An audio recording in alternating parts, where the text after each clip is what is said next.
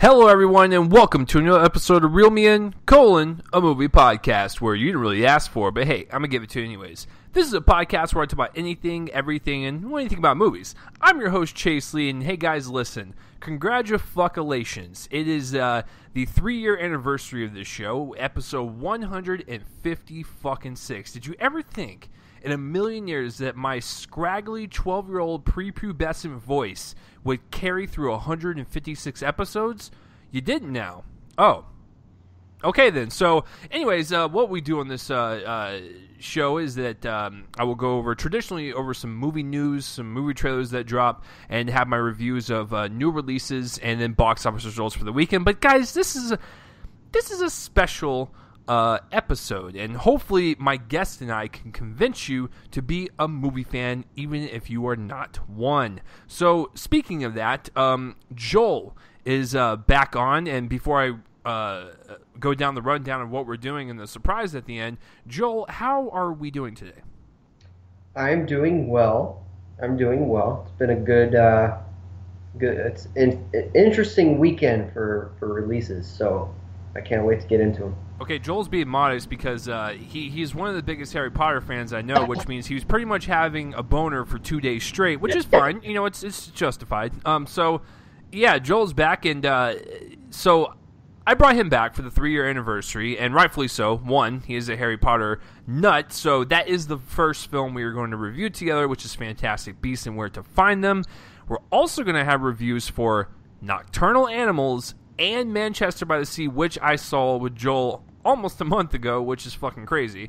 And then we have a special top 10 list. Now, Joel pitched this idea, and I was like, that's crazy. I've never done that before. So what we decided to do, this is the 3-year anniversary, so why the fuck not? I don't ever do this. So, you know, for all you hardcore listeners and all you fans out there, this is for you.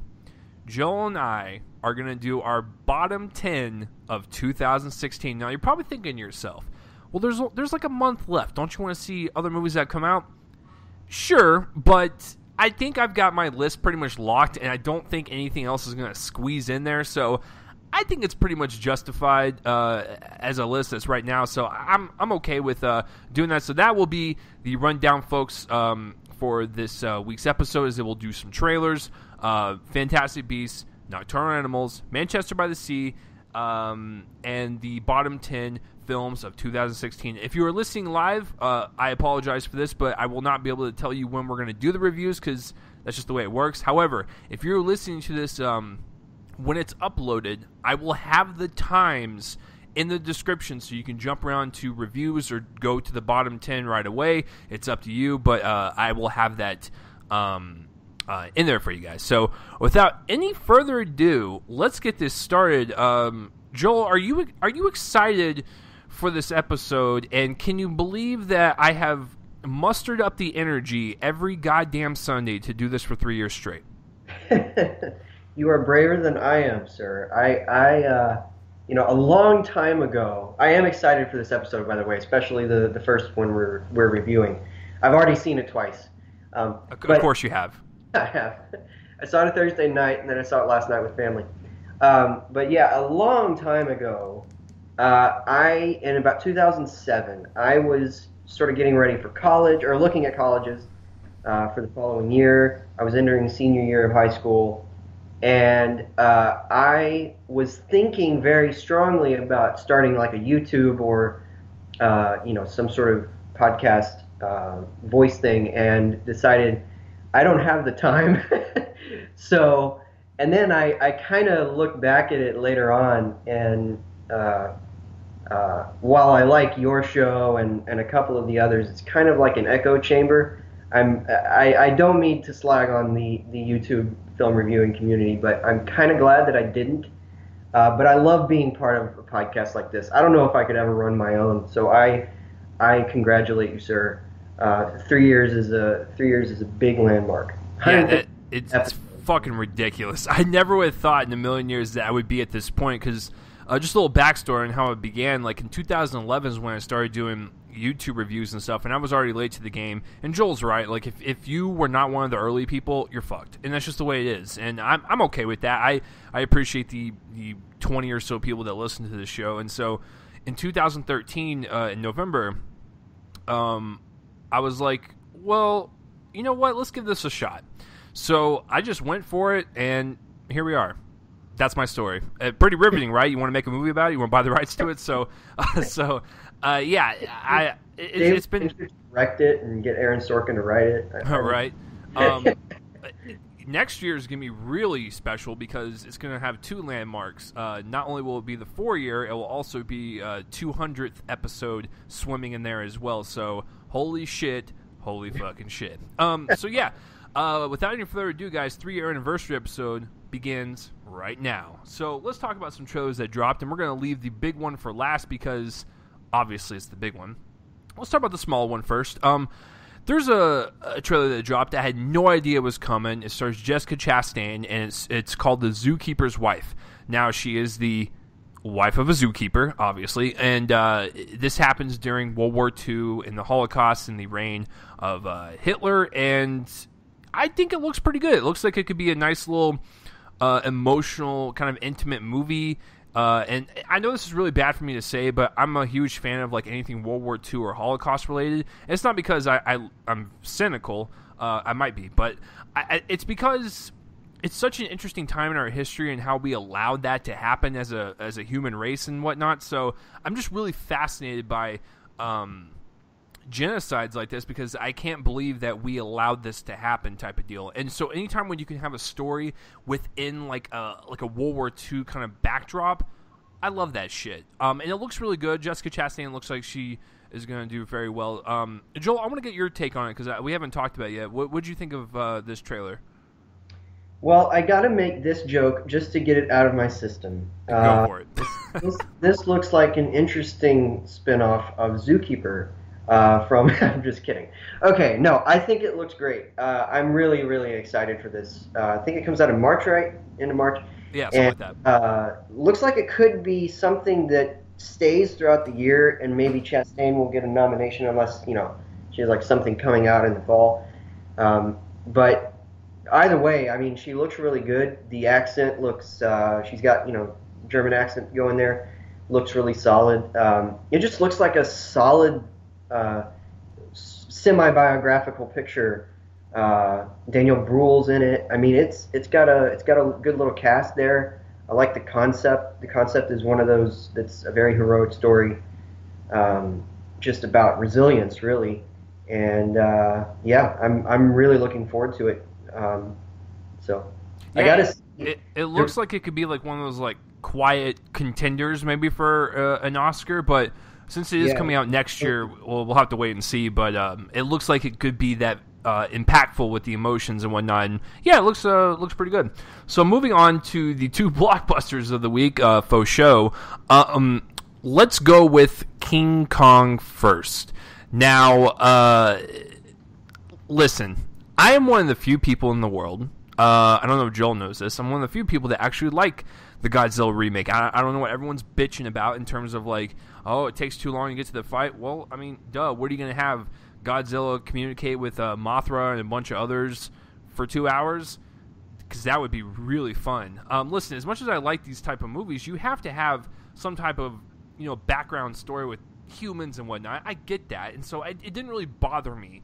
It kind of bothered me that Bryan Cranston wasn't in there for that long, but other than that, I was fine with everything leading up to it, and that ending fight was fucking awesome. King Kong looks better than Godzilla. I love the whole concept of going to this island and humans just fucking up every ecosystem they can, and I kind of like the humor in it as well from John C. Reilly. The action looks really good. It looks really epic. So yeah, I'm all on board for this trailer. This trailer actually won me over than the first trailer. So I think this could be a really interesting kind of universe that they're starting to build with these type of movies, and I cannot wait to fucking see King Kong versus Godzilla. It will be hella fun. I haven't used that since high school, ladies and gentlemen. There you go. So, Joel, what say you? I think you and I are going to probably differ on the Godzilla film. What did you think of the 2014 Godzilla, and what did you think of this trailer? Oh, I love the 2014 Oh, guy. I think it Joel, we, was be- we either became best friends. I think it was either on my top 10 or just right outside. If it isn't, it's probably number 11 that Perfect. from that year. And with Kong Skull Island, I think it looks completely dope. I'm Yeah. so excited for this movie. Not to sound like a frat boy, but it looks dope. Um, no, it really does. I mean, it's going to be hard to top Peter Jackson's King Kong, I think. That's a film that I absolutely adore. But this one looks like it's going for straight action rather than, something like King Kong, which was a traditional remake of the 1933 film. This is not in that territory. This is more, they're going to join up Godzilla and Kong for a big battle at some point, and this looks like a really interesting second step toward that. And what's weird is like whenever I first heard that they were doing that, I was thinking, well, but King Kong isn't as big as Godzilla, but yeah, I take that back. uh, he's huge. He looks visually just stunning. Um, and it just looks like it has got a great cast. I can't wait to see what John C. Riley's doing in this movie. He's like Dennis Hopper in Apocalypse Now for this thing. It's just that's what a friend put. I didn't make that up, but nevertheless, it's true. He's the Dennis Hopper of this movie, and I can't wait to see basically all of these people: Samuel L. Jackson, Tom Hiddleston, John Goodman. I mean, John Goodman. And I just cannot wait. March is going to be stacked. This is probably like either tied or close second with Logan for what Yeah. I'm looking forward to most. And our next trailer, by the way, we'll get to that I guess in a second. But yeah, I really can't wait. It looks like loads of fun, and yeah, You know what's super. with the trailer, they also released a couple of posters, and my favorite poster they did was the silhouette of Kong against the sun with the Yeah, people moving along in the trenches, and like you have the helicopters. It looks like Apocalypse Now, like you said. Like it looks so visually striking for a monster movie, and it's pretty refreshing. yeah. But yeah, Kong Skull Island, I'm totally down. And speaking of March releases, just like what Joel said, Beauty and the Beast. We finally get the full-length first trailer. And first of all, before we begin, Disney, I have to say something. Joel and I grew up in the 90s. We're pretty much the same age, so we remember the Beauty and the Beast cartoon. And, it was magical and shit. And so, as I was watching this one, I was like, damn, Disney, you promoting that bestiality, son? Is that what you want? Is that what you want little girls to like approach their parents with, like, Daddy, I want to go on a date with that goat? And it's like, whoa, whoa, whoa, whoa. We don't want that shit. What do you go to your room? You've been watching too many Disney films.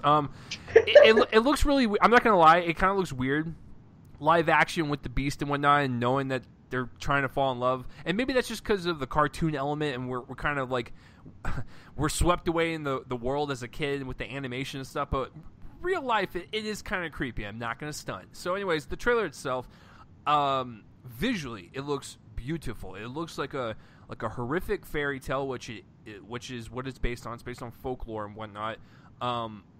It looks visually striking, like I said. The acting from everyone looks like they're going to be on point with the characters that are written.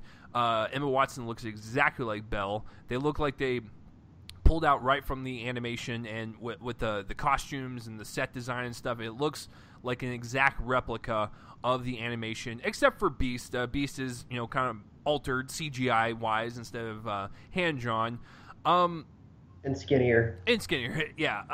I think it looks promising. It looks like it could be a really good live action version of that cartoon. To be honest with you, I haven't really been at all impressed with anything they've done. Didn't care for Alice in the Wonderland.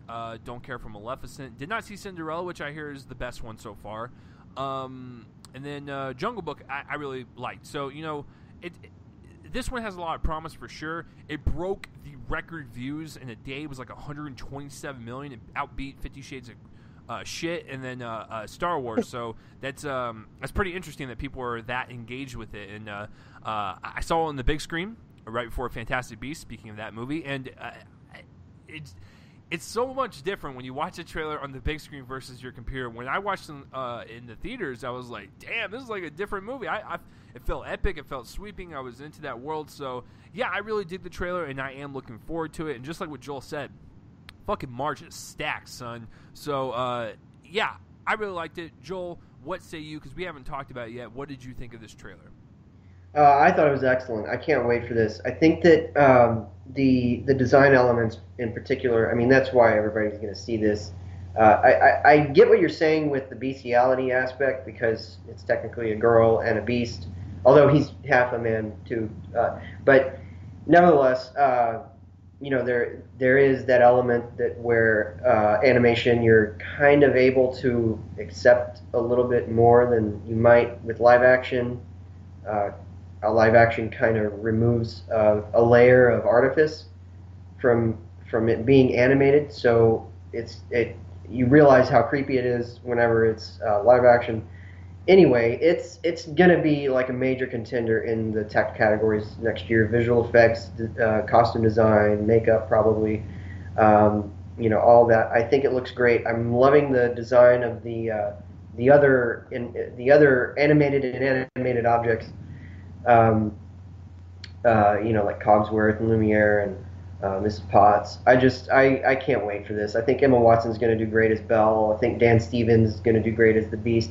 The design on the Beast is interesting, although I feel like it might be a little unfinished. Maybe they might not have had full shot of him that's finished. They really kind of skirt around his face a bit in the trailer, but nevertheless, I'm stoked for this. I really love the animated film. I love the story. I'm there, and I've really liked the. I don't really consider Alice in Wonderland or Alice Through the Looking Glass to be part of the current kind of spate of bringing these things to life, just because they felt a bit separate from stuff like Cinderella. Alice in Wonderland was a revisionist take where they ended up with the world at war and all that, and then Alice in the Looking Glass, I don't even know what that was. But Cinderella was, fairly, the story and the story alone. Jungle Book was the same way. Pete's Dragon, I think, was the same way as well. I was a really big fan of all of those. This is the next step. They're doing a lot of them, and I can't wait to see what they do next.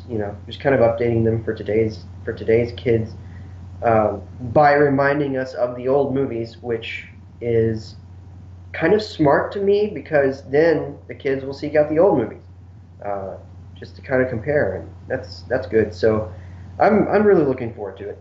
Joel, does it tickle your nostalgia bone knowing that these kids are seeing these live action takes on them, knowing that they can go back and watch the animated ones that we grew up with?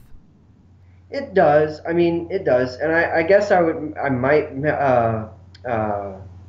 rather them watch the old ones, but it's just kind of them updating. They got money, they can spend it however they want to. They've certainly got billions of it. Yeah, that's an understatement. So yeah, Beauty and the Beast looks fantastic. I am totally down for it. So yeah, guys, that is the trailer talk for this week. We decided to skip the news just because we have so much to talk about today, and we're only 20 minutes in, and we still got to do everything else. So comment down below and tell me what your favorite trailer of the week was. I'm assuming Beauty and the Beast is the winner. So speaking of moving on. And beasts. I know, and beasts. Thank you, Joel, for the segue. So, yeah, now we're going to get to our review of Fantastic Beasts and where to find them. Now, the reason why, like I said, I brought Joel on is because he's a huge Harry Potter fan, so I know that he's going to set his fandom aside and give us a fair review. Even though when he hears the words Wizarding World, he automatically pops a chub. So I get that it's very sensitive for Joel with the Harry Potter world and stuff. But I'm really interested to kind of see his take and whatnot. I'm assuming did you read the book? Well, there's not really a book, but I'll get into that in a second. Okay, so For some reason, I thought it was a book. All right, so let's get into the review of Fantastic Beasts and where to find them. Now, usually what we've done in the past is that we kind of just go back and forth and give our takes on different sections. Since we have a longer episode today, this is going to be more of a free-form discussion. For each film, we're just going to do basically 2 sections and then give our grade, and the 2 sections are the pros and cons. I think that adds more of a fluent kind of open discussion, kind of review building instead of very stagnant with the sections, and I just think that'd be better for this. So, Joel, with Fantastic Beasts and Where to Find Them, before we actually get into our reviews, where was your hype level at, even though there's not really any Harry Potter elements in here? Well, I mean, there are Easter eggs, but this is still kind of a movie that stands on its own and whatnot. How excited were you? And, are you planning on seeing it more than 2 times? Oh, yeah. But maybe not in theaters. I don't know if I have time. But I'll be diving in multiple times on Blu-ray, and it's going to look great. Well, first of all, I want to disabuse everybody of the notion that this is a standalone movie. It is not. Rowling is working within the same universe. All of this stuff happened within the history of Harry Potter himself as a character. This was a book within the series that was used at Hogwarts to teach students about magical creatures in the class called Care of Magical Creatures. And it was written in the series by Newt Scamander.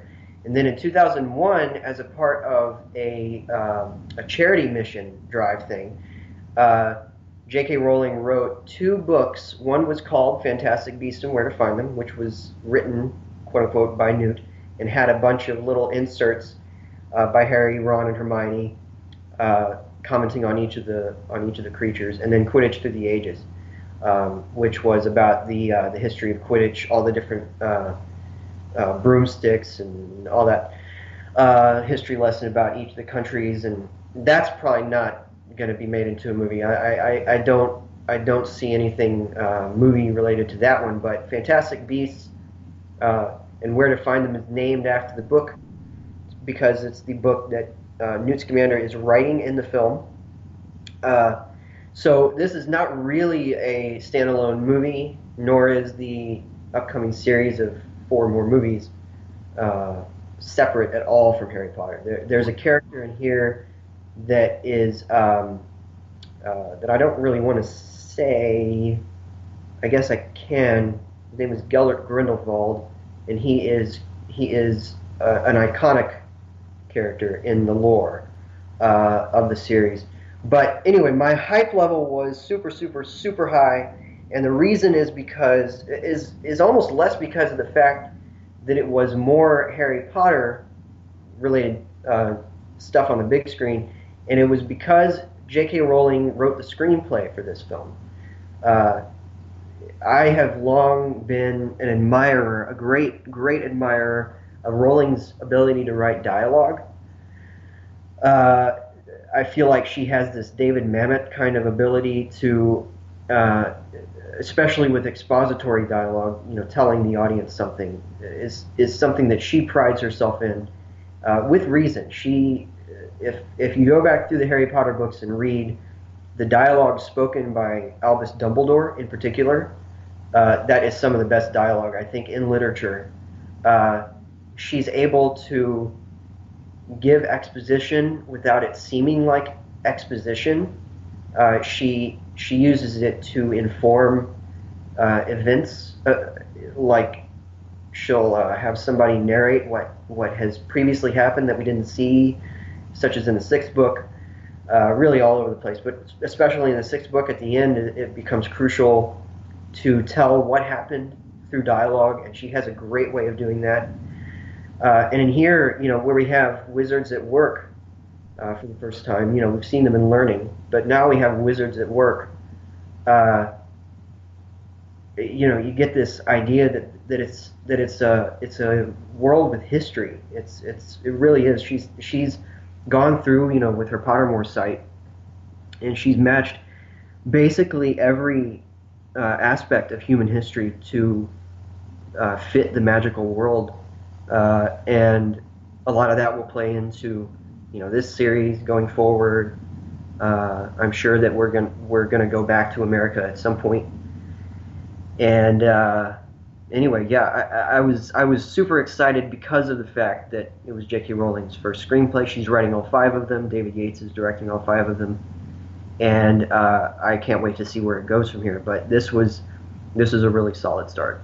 Yeah, and just to reiterate, I didn't mean standalone as in like it's not connected. I meant standalone as in you don't really need to watch the Harry Potter movies. You could actually go into this one and still be kind of involved into this universe without ever watching a Harry Potter film, which is a good thing because even if you were not a Harry Potter nut, then maybe watching this film would get you kind of excited to watch those movies and kind of go back. But yeah, I was pretty excited for it too. I'm a pretty big Harry Potter fan as well. I remember going to the midnight screening to the last 4 of them, and Joel, since we're the same age, we actually grew up with these actors, so we literally grew up with them as each movie came out, and so I was very excited from that standpoint, and so was Joel. But just like with Joel, I was really curious to see how J.K. Rowling would write a script because.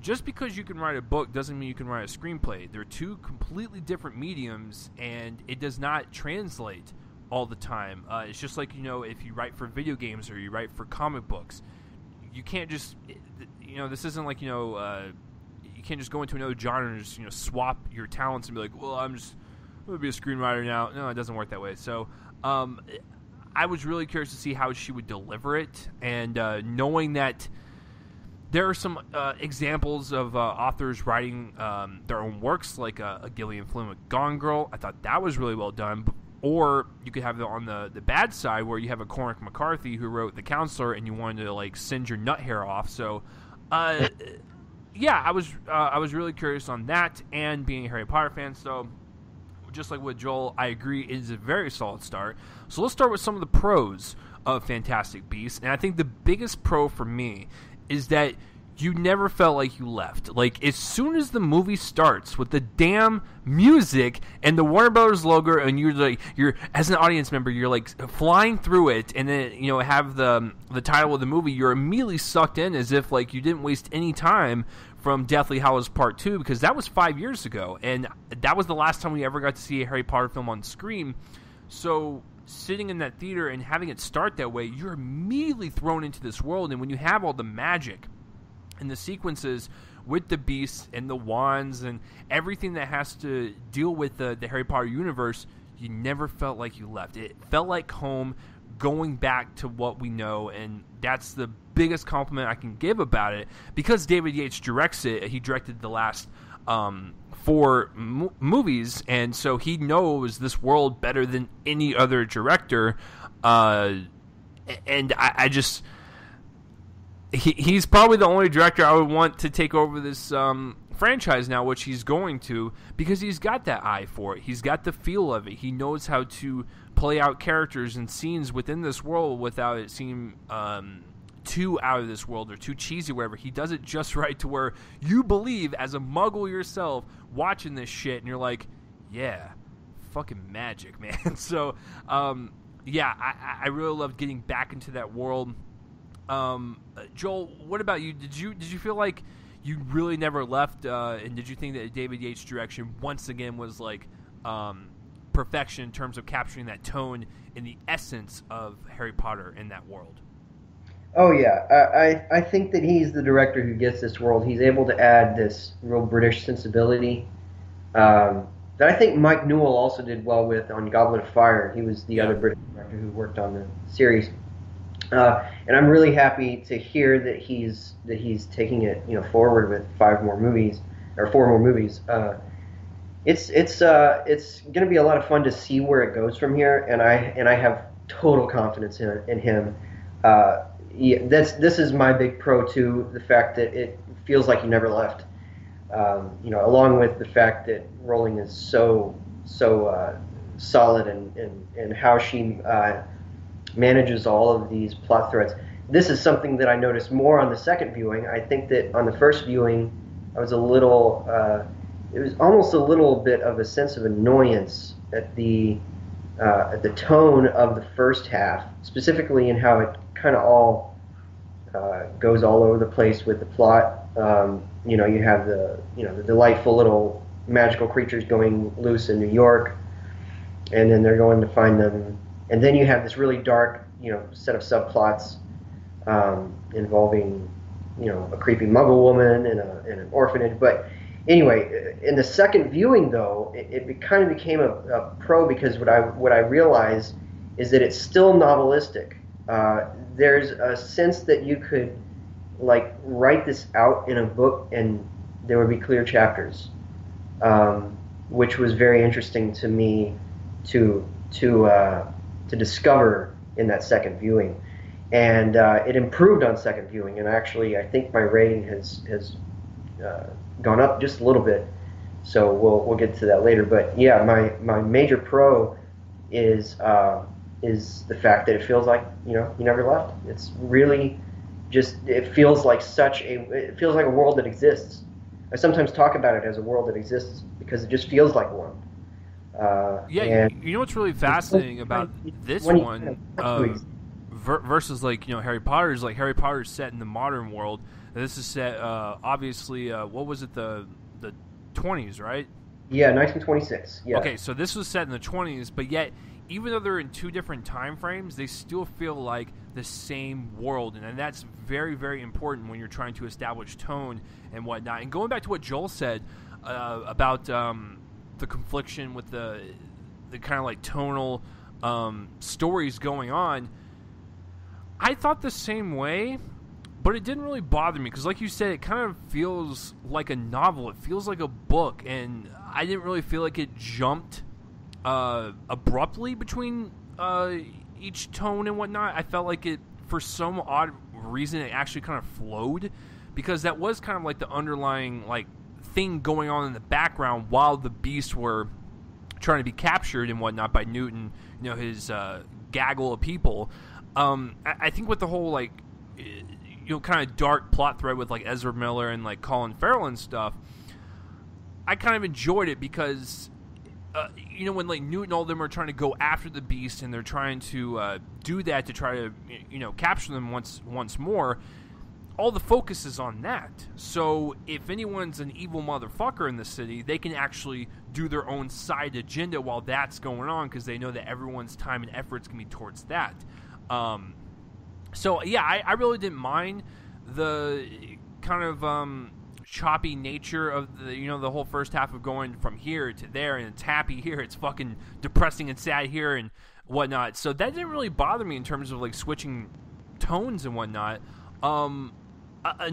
Speaking of the 20s, another thing I gotta say for pro wise, that costume design and set direction and art direction is so beautiful. It's so magnetic. You feel like you're in that time, and that's what I'm saying. It's so great to see David Yates do a Harry Potter movie set in the modern universe, and then go to the 20s, still feel like Harry Potter, but you're still in a different time era, and you feel like you're there. So yeah, props to him on that. And going with the kind of look of the film, the cinematography is also really well done. The acting is really well done. I liked Eddie Redmayne. He's so damn likable as a Newt.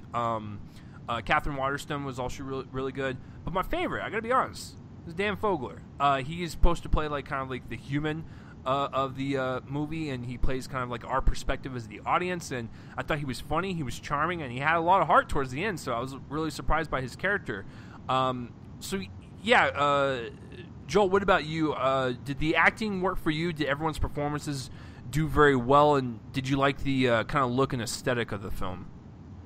Yeah, the cast was really good. I kind of wish that they would have put John Voight in a role that actually kind of used his abilities. He's kind of stuck in this weird subplot as a newspaper mogul who's got a senator for a son. He's being reelected, and then this person as another son.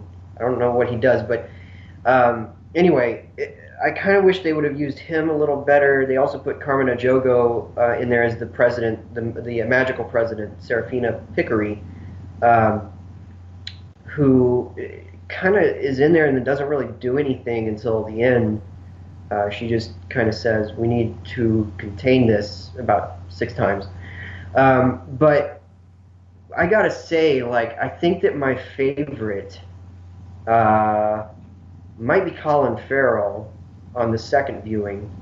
It's sort of between him and Fogler. I agree about Fogler. He's really funny here.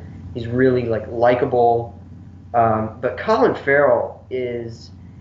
I don't want to give too much away to those people who haven't seen it yet, but there's an interesting casting going on here, where because of the turns of his character,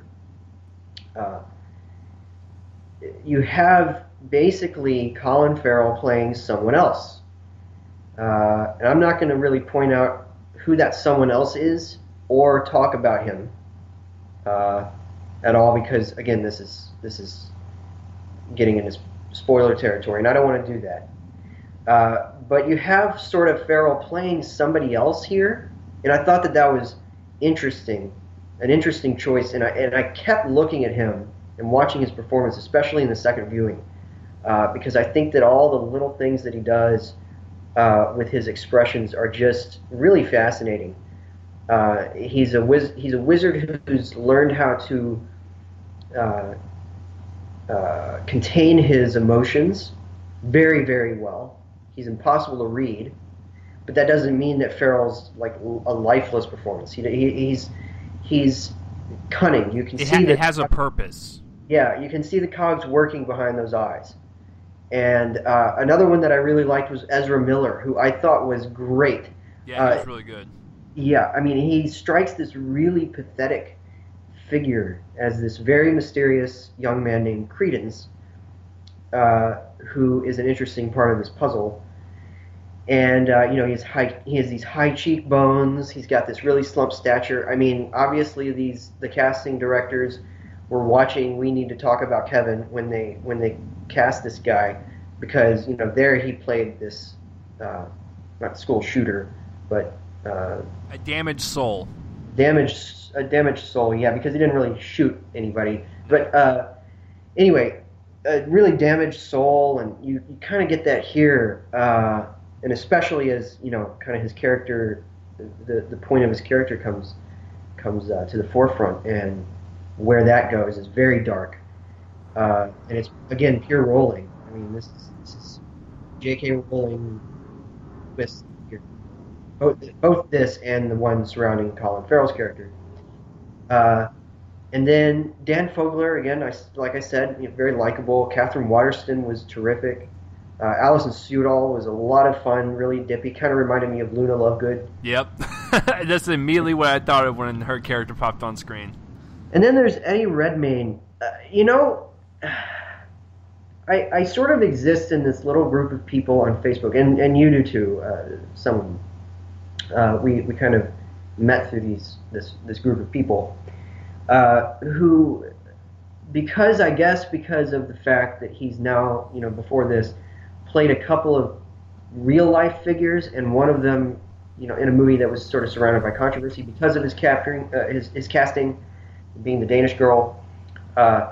There's this weird backlash that kind of goes toward Eddie Redmayne these days, and I don't really understand why. I thought that he wasn't very good in The Danish Girl, but I really liked him in The Theory of Everything, which is the film that he won the Oscar for. And here I think he's even better. He plays this very awkward person who's very closed off for reasons. Some of those reasons we're let in on, involving his time at Hogwarts. He was thrown out of there, and also to fans out there, please pay very close attention to the last name of the girl that he mentions as being his little romance at Hogwarts. It introduces a very interesting dynamic into this person. And Chase, if you don't know what I'm talking about, you can go do research. I don't know if you noticed the last name at all or recognized it, but anyway, it's a very interesting little thing there. Anyway, I thought that his performance was terrific, and on second viewing, even more so. He adds so many little moments that I thought were really fascinating. Um, just he's kind of an awkward kid, basically still, but he's a very formidable wizard. Like, this is Dumbledore level brilliance. Think about the moment during the last conflict with you know who, but not that one. It's a really interesting performance. He's able to add so many little character moments that may or may not exist on the page. I don't know. I haven't read the screenplay yet, but I mean, he's a great lead character to kind of get behind. So yeah, I thought that the whole cast really, and Samantha Morton was creepy as this Muggle woman who has a real beef with which is yeah, she basically fucking hates them. yeah, she's basically Shirley Phelps Roper of this community, leader of Westboro Baptist Church. Yeah.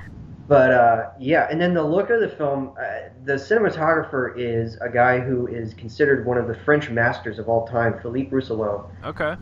Who is a legend in France, and he shot The Nice Guys earlier this year. Nice. Also, it's kind of been a good little studio year for him. Those are the only two movies he's shot, but he's been working since 1970, so he's a pretty he's up there. But it's just such a beautiful movie in 2D. In 3D, all the darkness kind of is way too murky, but the in 2D, man, it looks beautiful. The way he shoots every single little section in the case to be a different color is just gorgeous. I mean, you got a jungle, desert, little places in between, snowy, a snowy part briefly there, and anyway, yeah, I think I think that most of this movie's delights for me come from the writer's standpoint, but I mean, it's well edited, it looks great. I think that the visual effects need to be nominated. There's a lot of really creative stuff there, and the way the film uses that visual effect, those visual effects is really clever. I'm certainly going to nominate it, and I don't know if it will be, but I hope it is. I think that it could, and the score is great. James Newton Howard, another legend. They're really good about getting people who are legends to kind of work on this movie, because you have Philippe Rousselot, James Newton Howard doing the score. I mean, it's just Stuart Craig, who is the production designer, and he worked on all of the Harry Potter movies, and he's back for this. Just makes a lot of sense there, and just the whole thing is just gorgeous to look at. But I think that the real story here is in the story. I think that it's well, even if I do still kind of have a problem with the way that it shifts between the story threads and maybe uses some of them, it's still a big coup in terms of, this is a series that will be able to stand on its own outside of the Harry Potter series as its own world. There's hundreds of stories to tell in it. Nobody's going to tell all of them, but this is one of the more dramatic ones that's coming up. And you know what? I'm going to go ahead and bring this up. This is sort of, it's not really spoiler territory because it's been mentioned in reviews. It's been kind of on people's lips before the movie came out because of the casting. But Johnny Depp plays Gellert Grindelwald, who comes in here at the end. And the reason that I decided to mention this, even though it's spoiler territory, is because people need to really go look. First of all, the casting is perfect. I'm just going to end it there. I realize that Depp has problems. I'm just going to say that. But I think it's great casting. And people who want to learn a little bit more about Grindelwald and his significance in the series needs to really go look.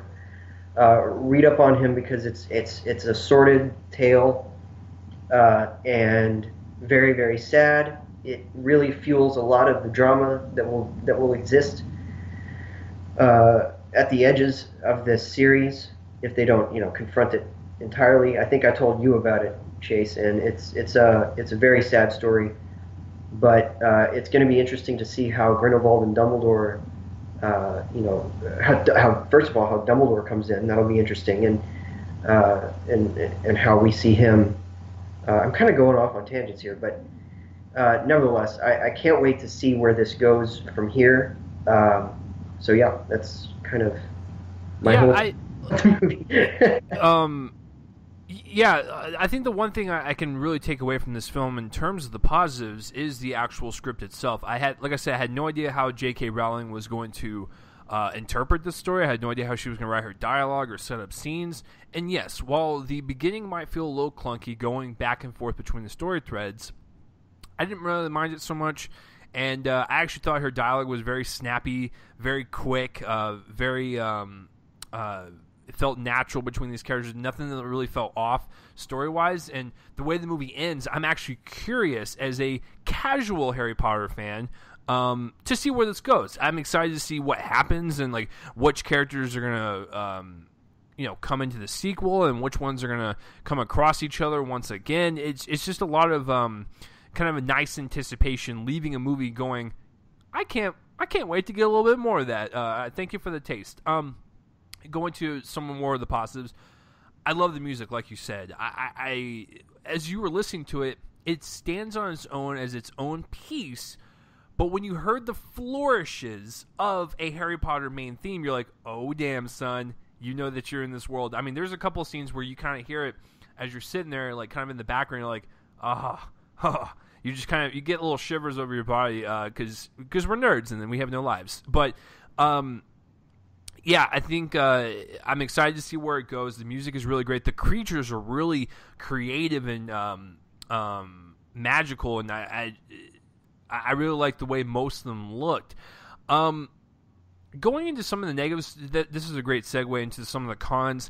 Some of the CGI did look a little too green screenish and look a little too out of place in terms of placing the human actors in front of that screen. Basically, when they're in Newt Scamander's briefcase, some of the shots were a little wonky, a little grainy. But other than that, that's not really anything to kind of bash the movie over. And here's another thing I have a huge issue with is, I'm not going to get into spoiler territory, but it is the kind of the time frame in terms of what happens at the beginning of the film and what happens towards the end, in terms of like setting up certain characters. Like I said, I'm trying not to say any more because it will go into spoiler territory, but the way the movie opens, you go, okay, that's pretty interesting. And then the actual story begins and you go, okay, I can buy into that. And then when the end of the movie happens, you start to think, well, how much time has passed then? So I was a little confused in terms of the actual time frame for a certain character. Nothing was really ever established, and maybe I'm stupid and I didn't listen. And there's a couple of other things in terms of characters and abilities that I thought could have been very helpful in certain situations. But that's honestly my only cons, is just a couple of clarifications within the story and maybe some fixes, but in the CGI. But Joel, I mean, setting off your Harry Potter hat for a little bit, and speaking as a film critic, are there any cons that kind of bugged you or you wish could have been fixed a little better? Well, first of all, so again, I'm going to try to tap dance around the big spoiler of this movie, but or the big twist. And really, there's a kind of a couple big twists, but the big twist, the one that sets up the character of Grindelwald, I loved that because it's, again, pure Rowling. She did a very similar thing in the fourth book and movie. It was a bit different there because it was a quicker time frame to set up an imposter, some sort of imposter. I've probably already given it away, but anyway,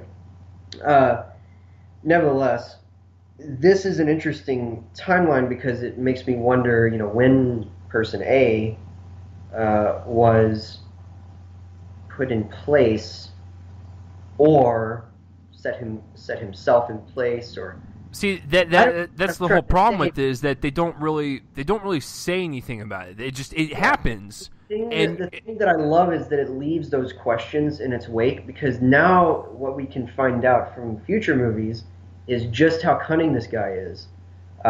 This is, I'm going to just say this. So, and this is going to come as like a shock to people who have, followed 8 movies, with Voldemort in them. But Voldemort has nothing on Grindelwald in terms of power. Voldemort, as Rowling has stated, Voldemort is a brute, or was a brute. He had a very specific goal in mind, and he kind of had a well thought out plan, but really at the end of the series we realized that he didn't really think it out.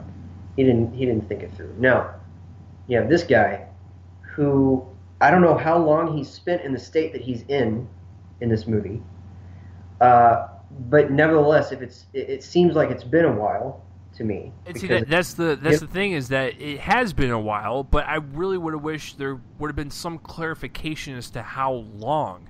Because I know this is a prequel and it takes place many, many decades before Harry even stepped foot into Hogwarts. But when you start throwing stuff out like that, it needs to be a little bit more clear in terms of, like, with that big twist, like, how long did this go on type of deal, and how did this even happen? How did he get into the position that he did and stuff? So, and I realize there's going to be more sequels and stuff, but I wish they would have clarified that a little bit more in this one. Yeah, one thing that people, if people are not going to look into Grindelwald at all, then they just need to understand that he disappeared in the early 1900s. This is earlier than this, and so what I wonder is, when he did flee from the situation he was in, maybe he came straight to where he was in this film. But it just is very interesting. There's a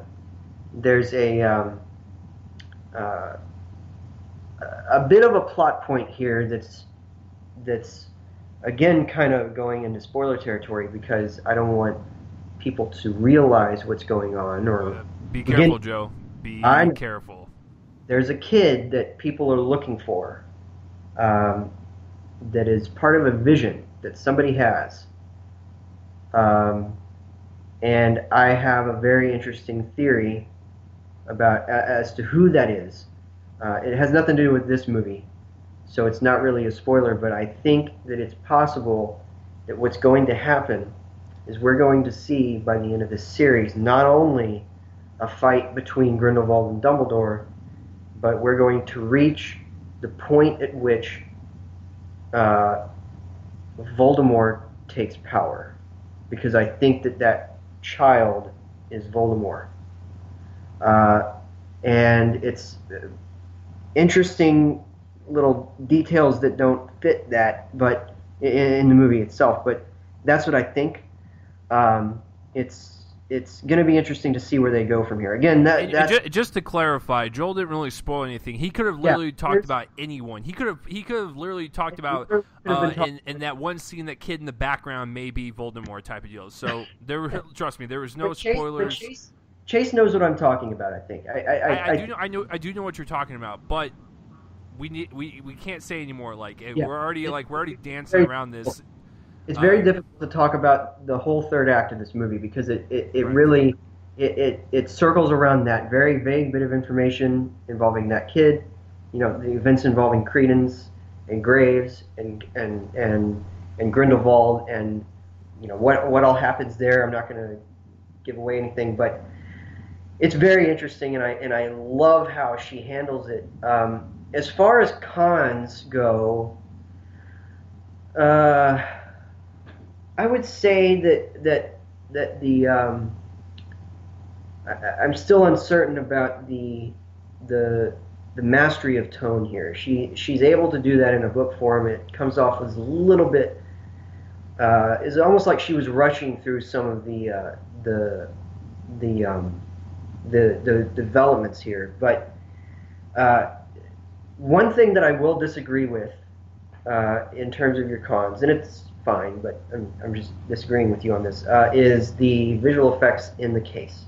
I liked every single bit of it. But maybe the Thunderbird, the thing that he's actually there for, maybe that's a little bit, it seemed a little derivative of the hippogriff. But the whole, kind of seemed a little green screeny. What we have to understand is that he's actually working in not actual, deserts or snowy places or jungles. He's working with fabric, the fabric of the case that he has made look like that. So it actually has a matte look or matte look, whatever. Behind the characters, where they don't look quite natural against the backgrounds, because there is really no backgrounds. It's all an illusion. So he's not actually fitting the whole desert of Arizona in his or whatever desert that was. I mean, I get that, but when you have the very good blending of the CGI within the city, and I know that that's not a full city. I realize that there's a backdrop with the green screen, and it's only like half of a city block. But when you look at that and the way the creatures kind of move within the city and stuff, and I realize that those were backdrops for the specific creatures, like you said, with the desert and the tundras and whatnot. But there are a few shots that just don't really look good, at all. If you think of it this way, though, in the first movie, I think throughout the movies, we see the Great Hall in Hogwarts. The ceiling of that is charmed to look like the night sky or the sky outside, and so that never really looked real either, because in the books it didn't look like the night sky. It looked like something that had been projected against the top of the building. There really was a top of the building. But it was charmed to look like what was outside there. So what Newt did is he took the fabric and then he charmed it to make it seem 3D-ish, which means that there's really no depth there. It's just the illusion of depth. And so whereas we're talking about a city block with partially created by green screen, that one there's a little more precision to it because they have to make it look like a real city. Whereas in this one, they have to make us realize that it's a case, and make us realize that there's no outside. There's when they're in there, and so the jungle doesn't really look like a jungle because the backdrop of it is cloth, and the trees really aren't actually there. They're just kind of illusions, or if they are trees, they're not real trees. And then, the same with the sky in the desert, where it doesn't look real. I agree that it doesn't look real or completely real, but that's the point of it. And so yeah, that's my take on it. But I understand. I totally agree with that, but I'm telling you, there's just a few shots, and some of them do happen outside the city too. Some of the creatures looked a little too CGI, and you can definitely tell they were not there, and it did take you out a little bit. And then there are some creatures that look realistic, and you can see the little furs on their feet, or you could see like the scales or the textures on their backs, and then some characters or creatures or whatever just didn't really have that. But I mean, that's not anything to drop my grade down for. It's just an observation. But to wrap it up, guys, I think this is a great introduction into this kind of little mini universe inside of the Harry Potter universe in terms of the time period and stuff. I think it's a great film to kind of watch and get into this universe if you weren't really into Harry Potter. I love the magical element of this. It feels magical. It feels like just a really well-rounded family film. That's not a diss or anything. It feels like like what we said. We didn't go anywhere. You got immediately back into this world with new characters that you can follow and love, just like what you did with Harry, Ron, and Hermione. It looks really great. The aesthetic is really crisp. I love the colors in it. It just really kind of puts you into a happy mood, even with the dark tones throughout. And the music really does add that other layer to kind of really kind of put you in there. So, guys, I really like this one quite a bit, and I will recommend it. I'm going to give Fantastic Beasts and Where to Find Them. I've been kind of battling with this, but I think I'll give it a solid B. I need to rewatch it again, but I think as a movie and just my experience and stuff, I think it's a solid film. And I really need to rewatch it again. I might love it even more. I have no clue, but I can tell you that I liked it a lot. So I'll give it a B. Very solid. So Joel, just kind of like your overall thoughts, kind of wrap up real quick, and what would you score this? I pretty much just reflect all of your thoughts. I'm just going to say that I would give it a B as well. I'm sort of in between a B and a B plus.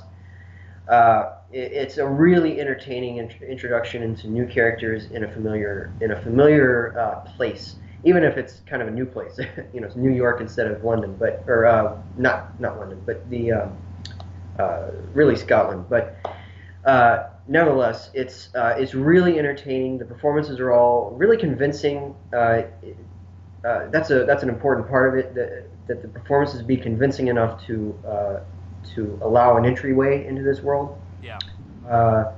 Performances in this kind of thing, you can't have actors, playing it with a wink, or kind of just playing it as a little kiddie movie, because this is really not. I mean, it's not a kiddie movie.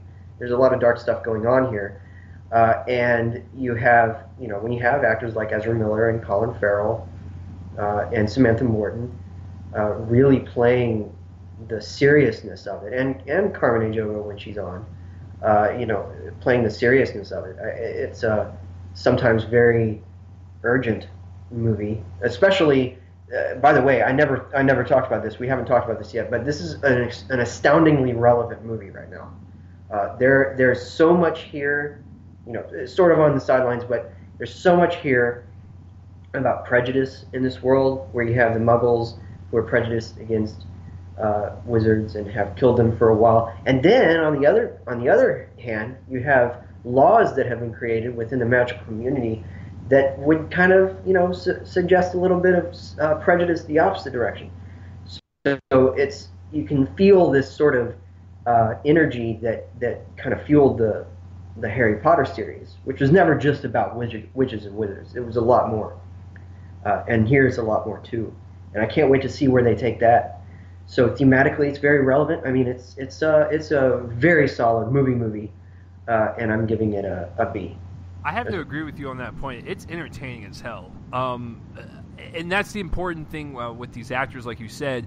If they are not giving their 110%, then we're not, as an audience member, we're not going to fucking believe anything that's happening. Because when you're doing magic and wizards and all this mystical shit, you have to make sure that your actors are convincing. You have to make sure their wand movements are convincing. You have to make sure when they're talking to CGI creatures is convincing. So that is very, very important. And I echo Joel's sentiments. Solid B for both of us. Go check it out, especially if you're a fan of this universe. So that's one down. And we went a little long on that one, but that's okay because Joel's a huge fan and stuff. So I can promise you that we won't spend too long on the other two. But without any further ado, let's get into the second review. And while you do that, Chase, I'm going to step away. I'll be back in a second. Yeah, you go do your thing and I'll introduce it.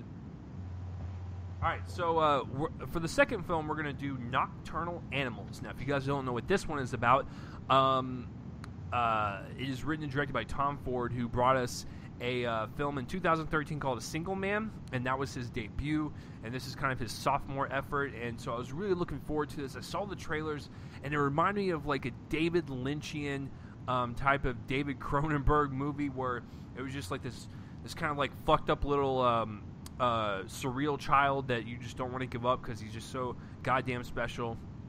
And from the trailers, it looked really interesting. It looked like a really interesting mystery thriller, and I was really stoked to see it. And I've never seen A Single Man. I've heard great things, and I believe Colin Firth was nominated. When Joel gets back, I can ask him on that. But really looking forward to it.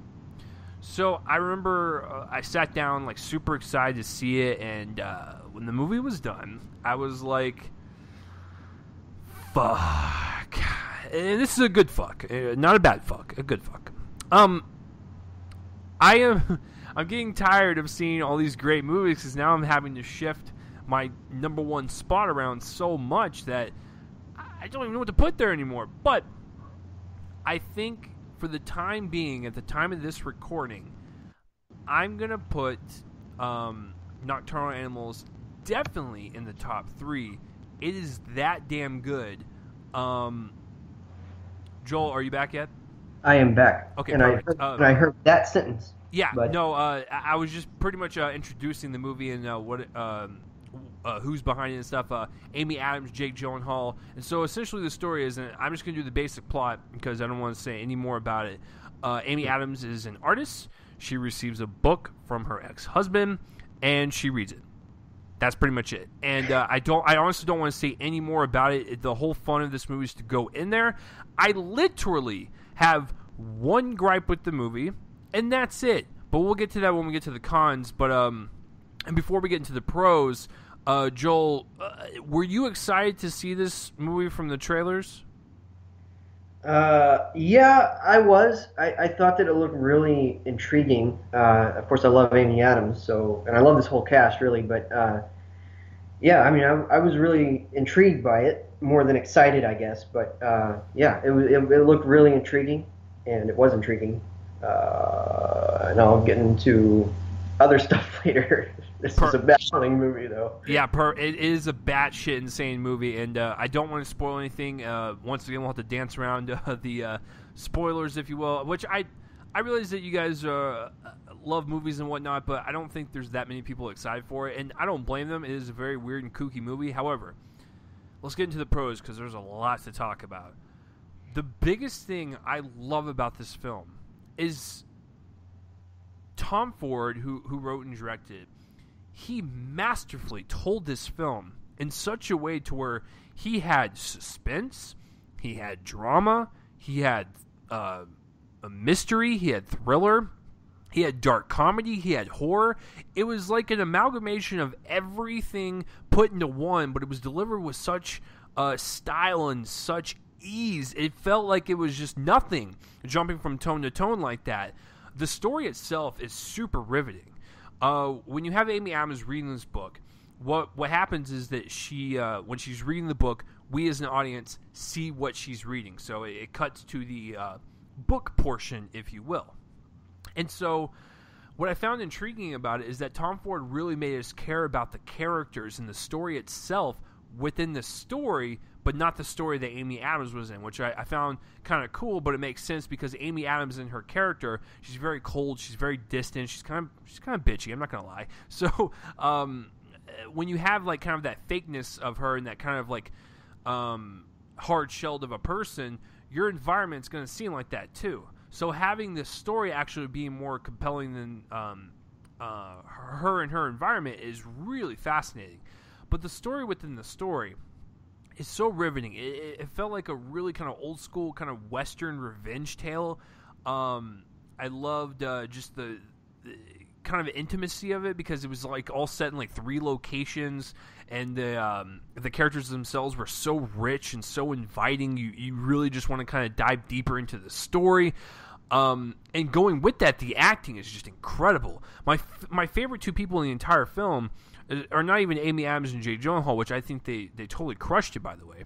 It's Aaron Taylor Johnson and Michael fucking Shannon. Both of those guys, holy shit. Aaron Taylor Johnson is a sack of shit in this movie, but he delivers it so well. He's really terrifying, by the way. Michael Shannon is like the hero that we don't deserve.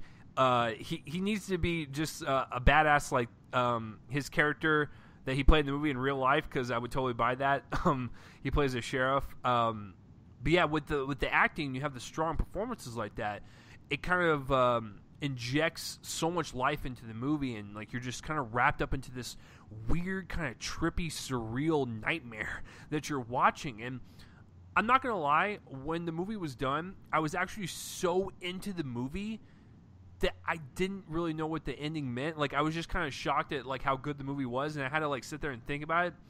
And then I went online, saw a couple theories, and I was like, oh, okay, yeah, that makes total sense now. So yeah, I was actually like so into it that I forgot what I was watching, so I didn't really comprehend the ending. But when I was reading these theories online, and one of them kind of pitched a certain theory, I was like, yeah, I'm totally down for that one, and that actually makes the movie way more disturbing than it actually is. Going with the kind of surreal nightmare look to it, I love the aesthetic of the cinematography and the art direction and stuff. Tom Ford comes from a fashion background, so that makes total sense to me that this would look visually appealing. And the costumes as well are really they're so good. And even in the story within the story, set within this Texas town, it's perfect. Yeah. Texan costume designing. Yeah, since Joel and I live in Texas, like, we know what the culture like is here, and yes, the stereotype is that some motherfuckers ride horses. Get over it. So Joel and I don't, because we're probably more hipster than anyone else in the city of Dallas. But yeah, no, I really love the, like you said, the aesthetic and the costume design of the film. And the way the film is edited, it's 2 hours of pure, riveting, engaging action. And you probably think it's like action. It's like the dialogue and the characters are so aggressive that it feels very action-packed more than you would think. And you're just kind of really engaged into what the hell's going to happen and what's going on. The way it ends kind of leaves you with a cold fucking pit in your stomach. And the music itself adds like a creepy tone to it. So I'm not going to lie when I say this. It's pretty much a damn near perfect movie. I have one gripe with it, and this is a humongous gripe. But before we get into the cons and stuff, Joel, I've pretty much jizzed all over my computer screen talking about this and describing everything. So, Joel, what about you? Because I know before we started recording, Joel, he was like, what the fuck was that? And I told him, I don't know what I saw, but I can tell you that it is one of my favorites of the year. Probably my favorite. Now, Joel, before you start going on your little spiel, because I'm really curious to see which way you kind of swayed now. My brain still doesn't know. I know, and I'm trying to ask the right questions. I do have a lot of pros, but okay.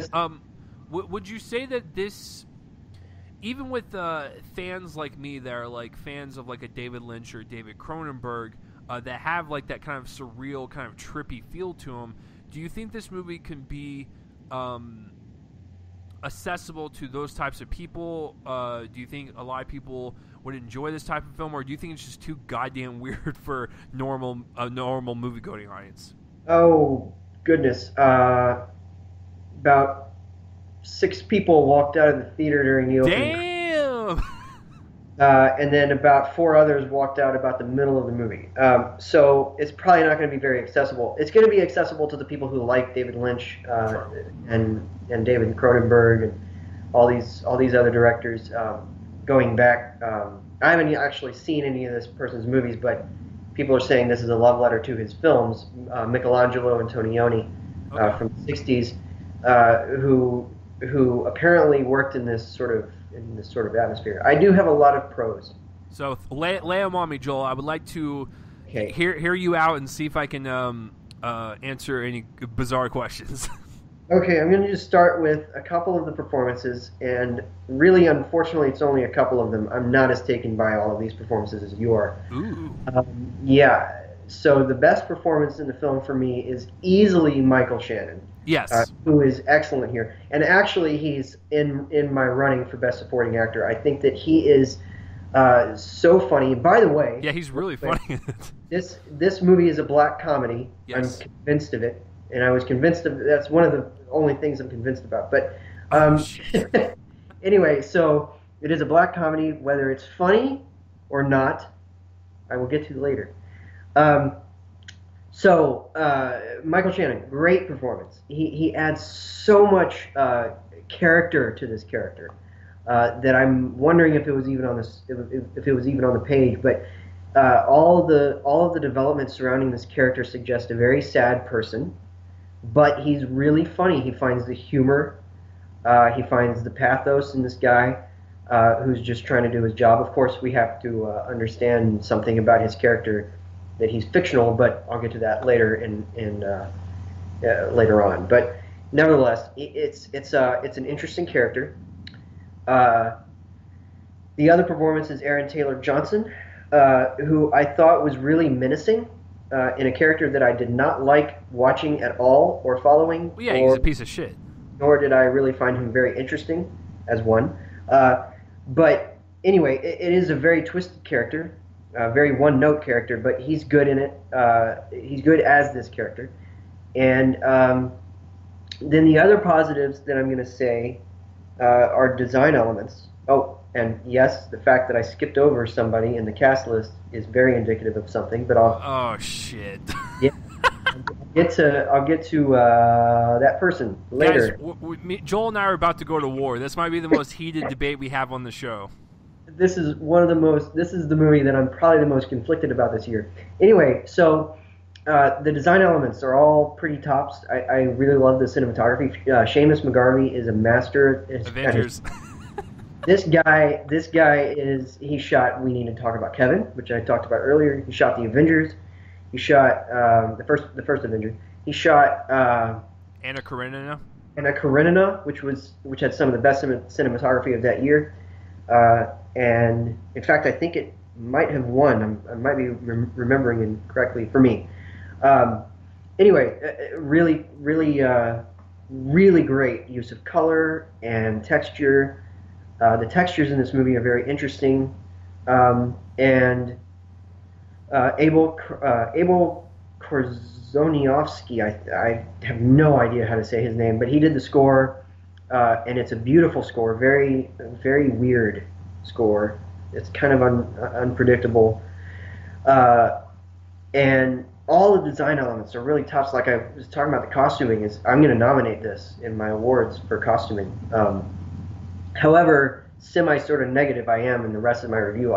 Whenever I look at my nominees for design elements, for all the below the line stuff, I don't look at star ratings and all that. I look at the actual work, and this is some of the best costuming of the year. I mean, not just because this is a woman who lives in the artistic world and dabbles with a lot of people who dress very well, but because again of this costuming within the story. It's very region specific. It's just very precise. And I love that. I love that. I just love the costuming in this movie. And then I thought that it was well edited. It shifts between real life and fiction in a way that feels like reading a book. You kind of are reading a disturbing book, I should say. You start reading a book and then something weird happens, so you kind of look up and, kind of look at real life for a second, reconfigure and then go back to the book. Well, and that's the thing is that Tom Ford does really well, in my opinion. Like, he blurs that line of reality and fiction. You don't even know what you're watching anymore. Like, you can't really tell, like, which one's which because the fictional world is so much more convincing than the real world. Yeah, see, and this is kind of going to get into cons. Oh, shit. Here we go, son. Here's the thing. This is a puzzle movie in the tradition of Lynch or, stuff like Donnie Darko. But really, it's not all that much of a puzzle to me. It's so... Here's my major problem with this movie, and it kills the movie for me. This movie is hollow. It's hollow. It's not really saying anything. It's pretending to say a lot of things that I don't think it's actually saying. What it seems to be really saying is very... it almost borders on misogyny to me. especially with the end. And I think that I know what you're talking about. I'm not sure because you weren't very specific with the theory that you read. But I have my own theory, and it's that this is a pretty misogynistic movie, uh, especially considering what happens in the book. The two of the I don't want to get too into the book, but what happened to two of the characters? It's already a dark book, but the first deaths that occur, I'll just say, that combined with the situation surrounding the book itself, the way it's been sent, the character's past, the character to whom it has been sent, the whole thing, it was just really weirdly off-putting to me. And and again, like, I understand that it's a puzzle. It's a puzzle that we solve. People are going to enjoy solving it. I just didn't, because I kind of figured it out as soon as it was over. It was one that I thought about more because of the fact that it was so baffling in terms of, well, first, that this is a black comedy, because it doesn't even seem like it should be one. It seems like it should be focused on the tragedy of all of this, but I didn't really feel the tragedy. I felt the comedy, and it wasn't really very funny in that twisted black comedy way. It felt off-putting. Like I said, it's hollow. There's really something very hollow at this movie's core. I'm not understanding how the events of the book, inform anything in real life. And I'm not entirely sure how really anything in real life informs the writing of the book, unless the character who did it is way more disturbed than we realize. And it never goes into that or answers that question, because we barely see the person who wrote the book in real life. And, I'm not sure what the events of the book are supposed to represent in this person's real life, and these are important things that the movie appears to think it's doing, but I just didn't think it was doing any of that. And I have a different opinion of that. Okay. I think I'm gonna go ahead and just say it. I guess this is a slight spoiler, but it doesn't really, like, you don't even know what I'm talking about. No one does. I think the whole book is, I think it's a suicide note, and I think the characters within the story, the terrible, shitty people, are the demons that he is battling, from all the stuff that's going on, and that's as far as I'll say, because the novelist, like I said, is the ex-husband of Amy Adams' character. So you can probably guess that there's some rifts between them.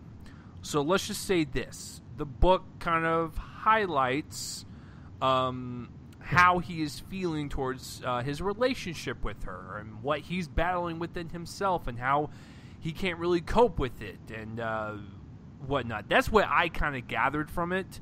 And I also think that's kind of what he was going for, was to put his type of emotional baggage within the story, but surround it in kind of like a dark, disturbing type of, even at some points, entertaining story, because that's who he is. He's a novelist. Like, that's what he does, is he creates stories. So I think what he was trying to tell her was a lot of stuff within the story, and she just couldn't put it down because of how riveting it was. And then, of course, the end of the film happens, and I think that's why he did it, to pretty much make her feel bad. See, for me, it's I hate to get into SJW territory here, but it comes off as misogynistic to me. Okay. The whole final shot with her at the table, what the realization that we come to is far more important than the realization that she comes to. I'm not really entirely sure that she understands the full implications of it, maybe she does, but we do because we've just seen this whole thing play out. And to me, it was like I keep using this word, but off-putting. It didn't sell me. The whole thing that it could be a suicide note is so on the nose to me, and again, it just wasn't convincing. It didn't convince me as that. It convinced me that he was very unstable, or is, or whatever. But it just didn't convince me as a thing that I should feel the tragedy of. I just felt kind of cheated a little bit. I think I felt more sorry for Amy Adams' character than I did with Jake Gyllenhaal's character, because at least with him, even after the end of the movie, like, yeah, he was a very disturbed person and probably should have gotten some therapy or something. But when you see the final shot of Amy Adams and you realize like what he did was to get under her skin, and like this is the first time throughout the film in her current state in her character that she kind of breaks down. It's like she made some shitty decisions in her life, and it's kind of come back to haunt her. And I don't know. I felt a little bit like it was a gut punch in a good way. I mean, that's how one should make you feel. But I mean, I understand your points for sure, except for the misogyny thing. I don't know how it's misogynist. Maybe I'm just not looking into it clearly enough, but that's the only thing I'm gonna majorly disagree with you on, is that I don't understand where you're getting that from. It's the whole thing pivots on the destruction, essentially the destruction of this woman. True. Comes off as kind of hateful to me. I mean, I get it if somebody doesn't see that, but for me, it really left a bad taste in my mouth. That kind of gut punch. I like gut punches usually, but sometimes when it causes the major female character in your movie to regress as a character in terms of writing. I had the same problem with Gone Girl, and this one, it's a similar thing. It just causes the whole. It's a puzzle, but the solution's so clear, and it's so avoidable. I don't know, just kind of pivot on a different point, or something, or try to make the point more clear. Maybe this didn't need to be a puzzle movie. But it very clearly is, and it wasn't all that convincing to me. Another con for me is, yes, Amy Adams' performance, which, especially coming off of Arrival, which I think is the best work she's ever done. It was particularly underwhelming, but also the real life stuff, all of it is so stilted, and I realize that that's part of the point, but it's still the real life stuff. And Jenna Malone is this random little appearance as her assistant or something, and then Laura Linney has this weird scene as her mother. It's weird that Laura Linney is playing her mother, and none of that felt convincingly oddball to me. It just felt like a put on, and man, this thing is baffling. But there's a lot that I like. I like the fact that, people are still making these kind of puzzle movies. I like those a lot when they're well done. When it gives me something to think about, and I just didn't think about anything regarding this movie except for the fact that I was baffled by it, which I don't like that. I like being baffled by the fact that it tackles that the movie might tackle a lot of really like serious stuff in an interesting way. Here, it was just like, oh look, I'm gonna misdirect you every 5 seconds into thinking that this is gonna be some other kind of movie, but it really isn't. It was exactly from the beginning. When she started reading the book, I pretty much guessed what was going to happen in the book, because he kind of lays it out fairly clearly. early on that it's not going to be a happy book, and it's not going to be a happy movie because of this book. And so the answer to the puzzle was fairly clear, and I just, man, it just left a bad taste in my mouth. So Okay, I mean, I and listen. a lot of that was writing on Amy Adams' performance. I don't think that she's very convincing. Uh, she gets her little speech moment where she talks about the Republican parents, and that was very on the nose, and uh, you know, just trying to work. When she's at work, uh, felt like a performance art piece when it didn't need to. Um, sometimes this stuff works for me, and it's really hard to say that it doesn't because there's so much here that's so ballsy. The gall to even make a movie like this is high, which is why my grade isn't so low, and I'll get to that in a second. But it is not a positive grade, and the reason is because it leads you down this weird path to kind of a foregone conclusion, and it's just not a very edifying conclusion. Okay, well, to go back on a couple of things that you said with the characters of like Laura Linney and Jenna Malone, I'll agree with you on Jenna Malone. She really honestly didn't need to be there, but they didn't really bother me that much. Laura Linney is very important with that scene because this is kind of, we're seeing flashbacks of Amy Adams' character and stuff, and you kind of see like why she is the way she is and what kind of household she grew up in, which is a pretty shitty one at that. So I thought that scene was important for her character in terms of and how she transformed. What else? In terms of all the real life feeling stilted and fake, yeah, I get it. That's the point and stuff. So that didn't really bother me. Yeah, I guess for my only con, and this is a big one, is the opening credits. And I tell people this that are wanting to see this movie is that if you can get past the opening credits, you'll be gold. I was a little, I was worried. I was worried for the film as soon as the opening credits rolled, and you'll see what I'm talking about. But when it kind of zooms out and stuff, you see like what it is, and then you're like, okay, I can forgive it. But that's your initial reaction to the film, and like I said, I was like, oh no, what type of movie is this? So once you get past the opening credits, which makes sense in terms of the scene going on, I get it, and it's pretty fucked up, but when you get past it, you're good to go. But that is my only gripe, is literally the opening credits, is that it does kind of turn you off a little bit, because you're like, well, I don't know where this is going. I guess I'll continue to watch. So Joel, is there any more cons that you had, or is that pretty much it before we shock them with each of our grades? I think that's pretty much it. Yeah, I think that's it.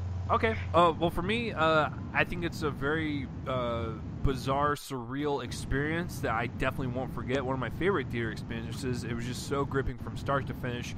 I love the story within the story, regardless of how dark and disturbing it is. I think the whole movie is basically the destruction of a relationship, and it's just really kind of, in my eyes, it's really heartbreaking to see. I think it's very ballsy, like Joel said, very creative and inventive. Definitely one of my favorites of the year. I'm gonna go pretty high with this one, and I didn't want to give it the top score just because I need to see it again. But I think from first impression, first viewing, I'm gonna give Nocturnal Animals a solid A. I think it actually is that good, but that's okay. Film is subjective. Joel is on the other side. Joel, how would you grade this? Well, I'm in the middle from the other side, but I think it is a very ballsy movie. I think that there's a lot of interesting things that happen in it. I'm going to see it again as well, surprisingly enough. I don't have any problem watching things again, so I'm going to give it another shot at some point. It's one of those things that kind of demands you to see it again. Maybe I'll be higher on it. I'm not sure, but for now, I think it's interesting but unconvincing, and I'm going to give it a C+. Hey, listen, I was expecting you to give it like a D, so I'm actually okay with you giving it a C+. No, no. A lot of movies are a visual medium, and a lot of the stuff here that really works well, and that's the design elements. I think that and the editing, and the cinematography, those are important. So I think that how the way by which Tom Ford told his story and his use of the stuff with filmmaking is top notch. But screenwriting is where I lean in terms of the core of how I grade stuff. And if it doesn't really convince me, then it's a bit lower. So hence the C plus, despite the fact that a lot of the film is just a marvel to look at. Okay. Hey, fair enough. I mean, I'm not. Joel and I are not going to agree on everything. So, yeah. So, what did you guys think of Nocturnal Animals? Comment in the place where my face and let me know. And also with Fantastic Beasts. So let's get into the third one. Manchester by the Sea. Now, Joel and I actually saw this a month ago, so we've been sitting on it for a month, which is perfect because he wanted to come on this episode, and it comes out this week in terms of like a little bit beyond a limited release. It opens in Dallas next week, but in terms of other markets, it is open now. So, Manchester by the Sea. I did not know what to expect because I saw the trailer to it. I thought the trailer looked really good. But what actually won me over was the word of mouth coming out of like TIFF and Sundance and stuff. People are saying this is definitely one of the best ones of the year, so they got me even more pumped.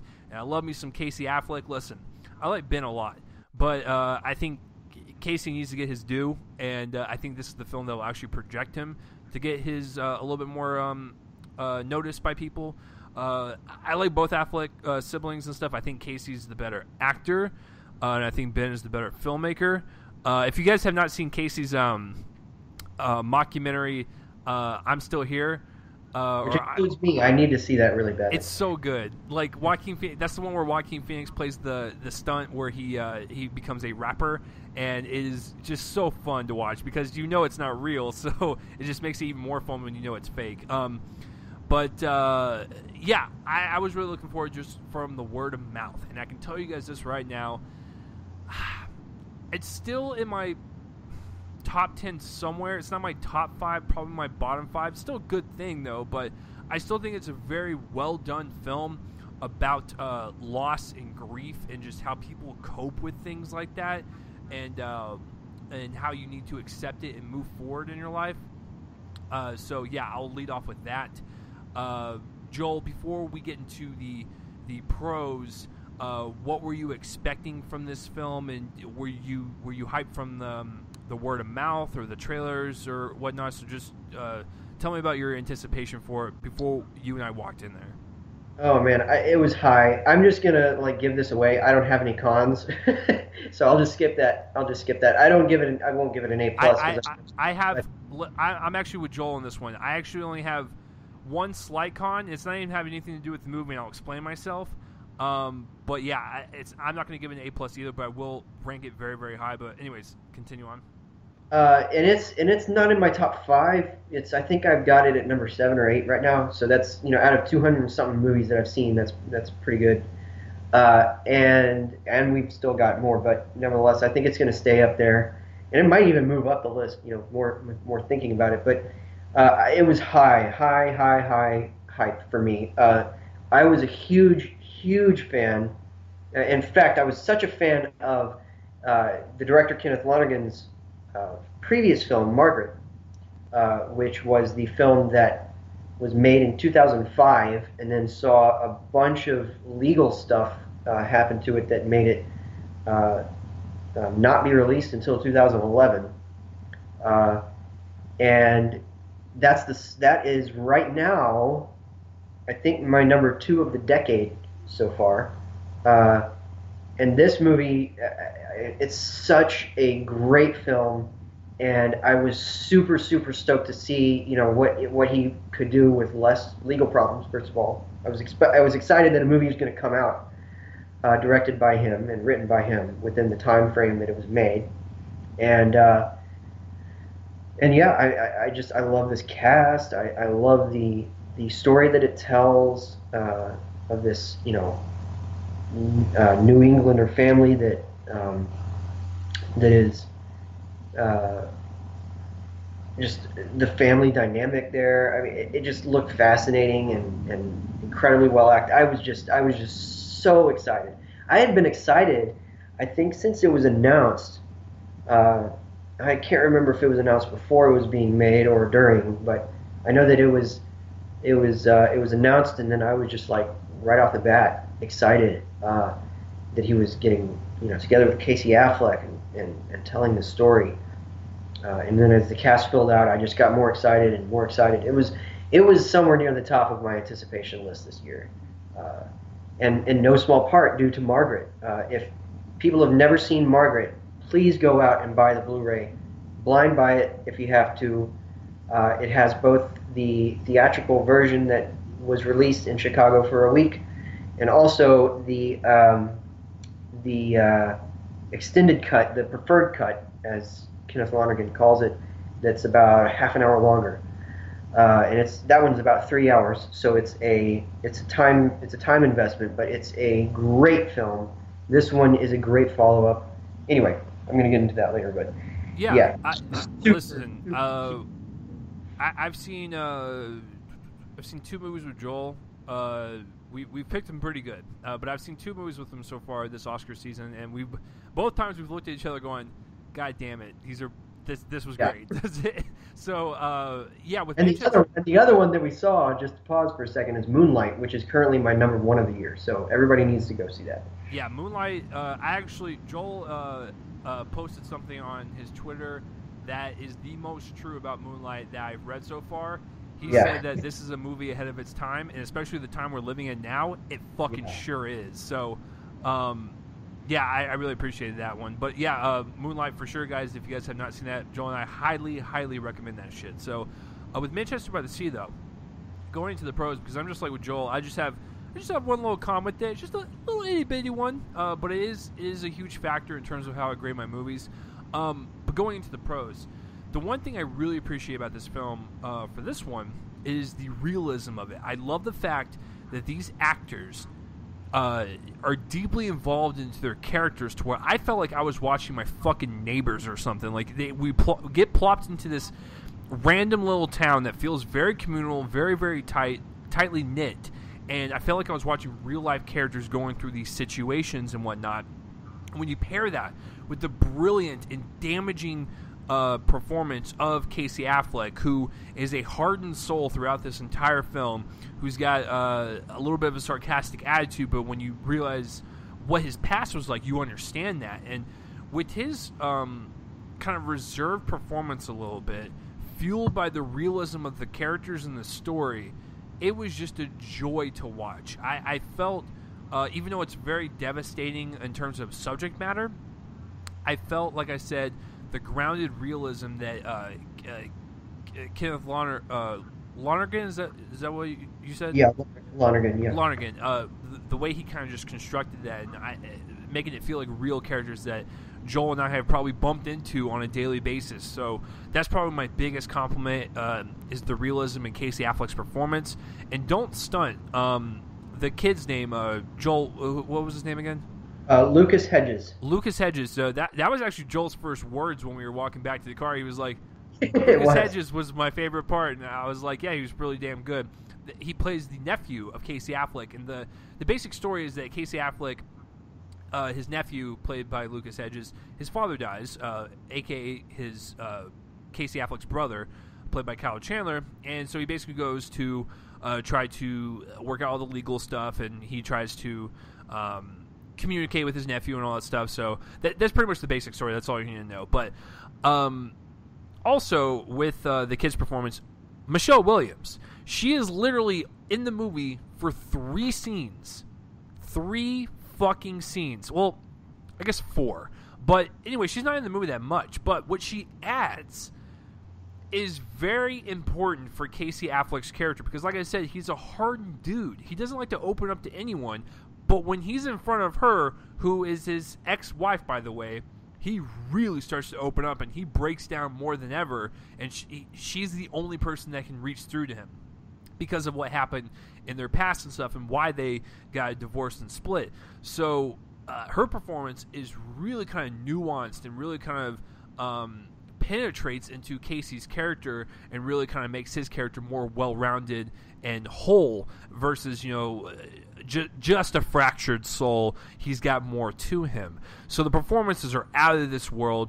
The realism is fantastic. The cinematography, the way that Kenneth shot it, once again, it felt more like I said, like a tightly knit community and stuff. I love the East Coast. I love the colors of the contrast of the blues and the oceans and the greens and the trees and stuff. I love that shit. It's, the East Coast is probably one of my favorite sceneries in movies and stuff, and this is no different. A lot of people have a problem with the ending, and I have to address that, is that it just kind of just ends. Now, I'm not going to say how it ends or what happens, but it really does just end. And the way I argue with people is that this is life.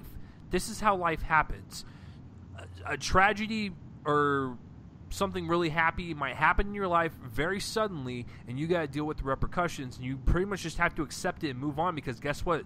That is life. You're going to have so much shit thrown at you, and I think the way it does end is kind of reminiscent of that, where it's like, this is life, ladies and gentlemen. This shit happens, and you just pretty much have to deal with it.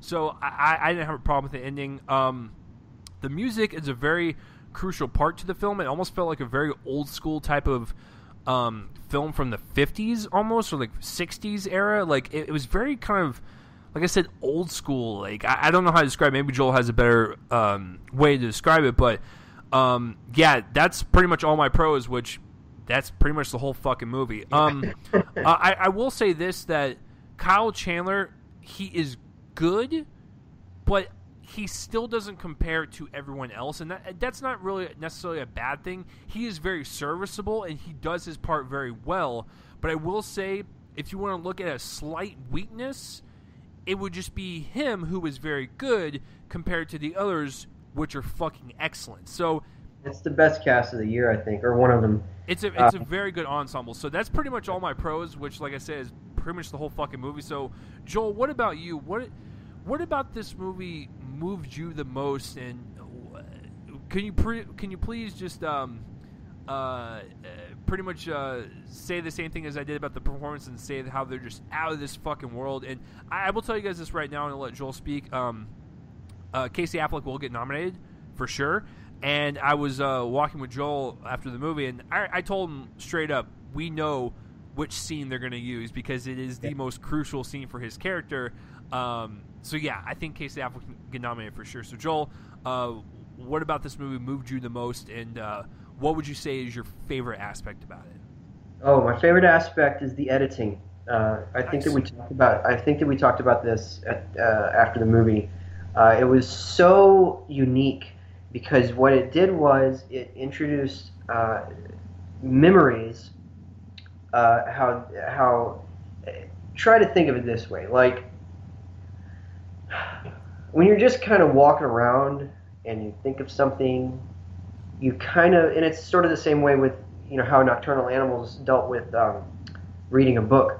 You sort of come in and out of like your current life, and then remembering the older times and all that. So the editing did something very interesting, which was that it cut in and out between memories and presence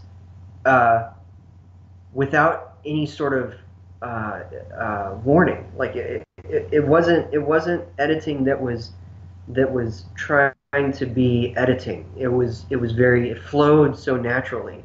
And you're right about the realism. I mean, it's just the naturalism here is really compelling, and that's my favorite. That's my favorite aspect of this. I also love the cinematography. I'm glad that you pinpointed that, because something that might surprise people about my taste in terms of, and I was talking about this earlier again with Nocturnal Animals and the costume design, is that the thing that I go for isn't really bombast so much in my movies. I think that for me, it's precision, it's detail. That's why I'm probably going to be nominating this for cinematography in my personal ballot. I especially loved how Lonergan shot the water uh, while they were on the boat. That was particularly well done. Just how he was able to cast the characters against the backdrop of the ocean, and then kind of move around the boat a little bit. It was just really, it was compellingly shot. Jody Lee Lipes is the cinematographer in this case, and it was a very precisely made movie. And then the cast, man, just everybody here. I would kind of agree about Chandler, although I think that it's not really a problem, but the quote unquote problem is that we don't get enough time with him. True. And so maybe the full the full performance there isn't there, and maybe that's part of that's intentional because of the fact that he kind of exists only in flashbacks, because of the fact that his character has died in the past. Nevertheless, I thought that he was really good with what he was given, especially in the moments when he learns about the disease that he has, and in the hospital room there. That was a great scene. But everybody else was pitch perfect, note perfect. I mean, you not even just like the main people, but Casey Affleck's great, Lucas Hedges is great with a capital G. Michelle Williams is great in her little role. But even I'm not really prepared with names here, but the other, I feel like it's a friend maybe of Casey Affleck's character, maybe another brother. I'm not sure, but you know how I'm talking about, the person who's like, we're trying to lose kids at this point. Whenever Casey Affleck asks him, "You want to be his guardian?" That guy, he's great in his little role. Kara Hayward from Moonrise Kingdom shows up as a girl that the nephew is trying to bed while also kind of being involved with another girl on the side. That's a great little subplot that says a lot about his character. And it's just, I mean, the compassion that this movie has for every single one of its characters is enormous. And it's not surprising to me. Like, it's great. It's not surprising at all, because this is the guy who gave us Margaret, which is a film that is built on compassion. Is literally actively about compassion. And this is a film that's very similar. It's about something else, of course, but it's similarly compassionate. And I just loved that.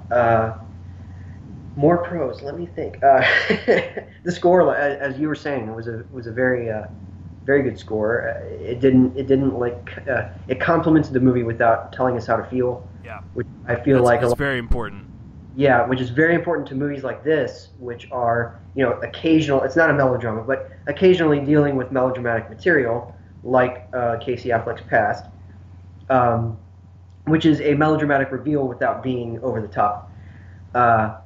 It's a great scene, and I know it. And yes, I do know exactly what you're talking about with his probable Oscar clip. Whereas the Oscar clip for Michelle Williams, when she's inevitably nominated, is probably her last scene. Yeah, the obvious one. But and then I'm not sure about Lucas Hedges. I don't know how to pick one. I don't know either. Literally every scene. But anyway, I hope he gets nominated too. He's certainly in the conversation.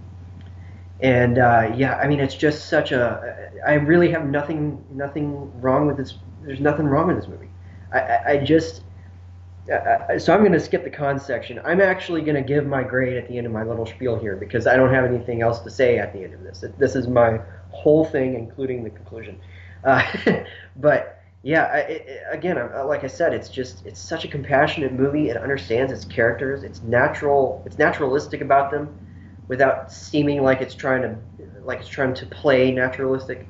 There's nothing fake here. There's nothing here that seems like it's trying really, really hard to pull your heartstrings. Another thing that I really liked, and this is small, this is just a little fun detail. What I usually find about movies set in New England is that you have like people curse in a way that feels like they're just trying to curse. Like, hey, we're saying the F word here. By underlining it, it just fills the dialogue with all these curse words as if it's a cool thing to do. Here, it felt like it was a natural part of the dialogue. This is how these people talk. That felt natural to me. It didn't feel like they were just filling it with expletives to be, cool. It was part of their speech, which it is in real life, and that went along with the naturalism. It felt like real people in New England, in this part of New York, that was just so naturalistic, and all of it, the cinematography, the editing, all of it was just so perfectly. Everything was in sync, so perfectly in sync. So that is my whole spiel, and I'm just going to give my grade right now and break the rules. I'm giving this an A. It's a very clear A. So I love that. Yeah, I like I was telling you guys, I have one little thing about it, and I don't really know if it's rewatchable. And that's not a bad thing. It's just I don't really know if I really want to sit through it again. I do realize that it is a really well-made film, but rewatchability is a humongous factor in my experience and stuff. It's like, do I really want to watch that again? Does it require more viewings and more in-depth kind of analyzing? For right now, I'm going to say that I really don't want to watch it again. I might want to pick it up a year from now, 2 weeks from now. I have no clue. But I can tell you this right now, as it stands, it is a really, really good film, guys, about, like I said, the loss and grief and the process that people go through, and like what Joel said, the compassion and the authenticity of these characters. That's what makes it good, because nothing feels fake. Everything feels very genuine, and that's very important. So yeah, I'm just going to dock it down just a little bit for rewatchability. I'm going to give it an A-. So I echo everything. That is too low, sir. I'm just kidding. yeah, it's a half a point. Calm the fuck down. Yeah, so A- for me, A for Joel. So, yeah, what did you guys think of Manchester by the Sea? Comment in place from my face and let me know. So, guys, before we get into the bottom 10 of the year, I've pretty much have highlighted that the intro and outro bumps, the bumpers, if you will, are done by my friend's band, Fervent Roze. Now, you guys are probably like, who the fuck are these guys? Well, I'm going to do that right now. It's the 3-year anniversary mark, so why the fuck not? So Joel and I are going to take a 3.5-minute break, and I'm actually going to play one of their songs for you in full, and you can listen to it, and all their links are in the description below, so you can go tell them that I sent you and stuff, and they'll be really happy that you guys listen to it and hopefully love it. So I'm going to do that right now. I'm going to play one of their full songs and check them out down below. And then when we come back, Joel and I will do our bottom 10 of 2016. It's going to get rough because Joel knows I'm going to put American Honey on there. So, yeah, we'll see you guys in about 3.5 minutes. So peace out, everyone.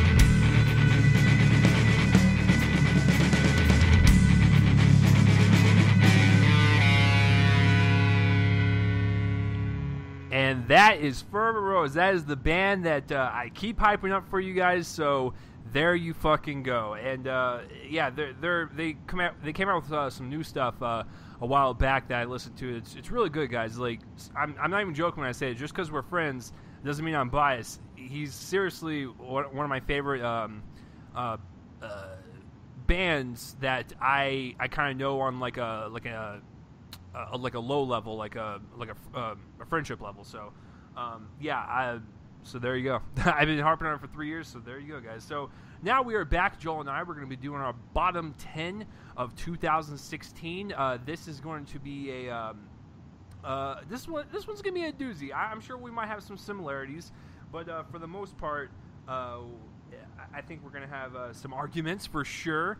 And so without any further ado, guys, let's get into our bottom 10 of 2016. The way we're going to do it is I feel like we should do 3 at a time. So we'll do 10 through 8, 7 through 5, 4 through 2, and then reveal our number 1. And as we do the 3 in a row, we'll just kind of like openly talk about them and stuff. And if Joel and I have like a same one, we'll talk about it.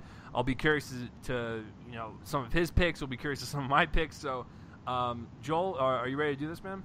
Yeah, absolutely. Let's fucking do it. So, starting my 10 through 8, I'm just going to list them off really fast, and then Joel will list his off really fast, and we'll just kind of openly fucking cause World War III. So, my 10 is American Honey. My number 9 is The Divergent Allegiance, whatever the fuck. And number 8 is Girl on the Train. So, Joel, what is your 10 through 8? Wow, okay. My number 10 is Suicide Squad. Oh! My number 9 is Regression. Okay. My number 8 is Max Steel. Okay, so Joel literally picked the crap of the crop. So I have to ask, Joel, is Suicide Squad that bad to put it on your top or bottom 10? What is going on over there? It is terrible. This movie. To be honest with you, I really don't like it either. So I'm actually on Joel's side. I just didn't have the heart to put it on there because I love comic movies so much. Well, when a really bad one comes out, and there's really kind of one or two, but not really comic book superhero, because Max Steel is a superhero movie as well. But Suicide Squad felt like pieces of a movie that didn't make it to the screen to me, and it was kind of visually unappealing.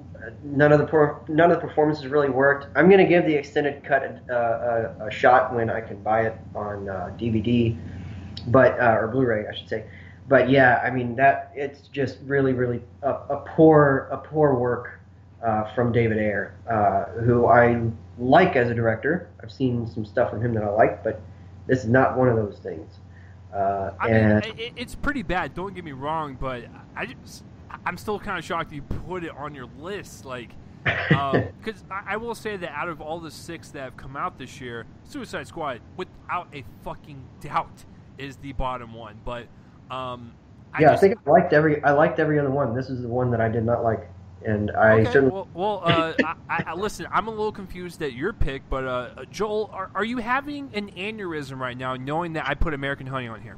And listen, I will say this is that I actually respected Joel enough to where I was like, you know what? I dislike the movie, but it is the most cinematic out of all my picks, so that's why I put it at 10 and not like in the bottom 5. So I have disowned you. I have perfect. emailed all of your friends, all of your dirtiest secrets. No, I'm just kidding. No, I guess I get it. It's currently my number 2 of the year.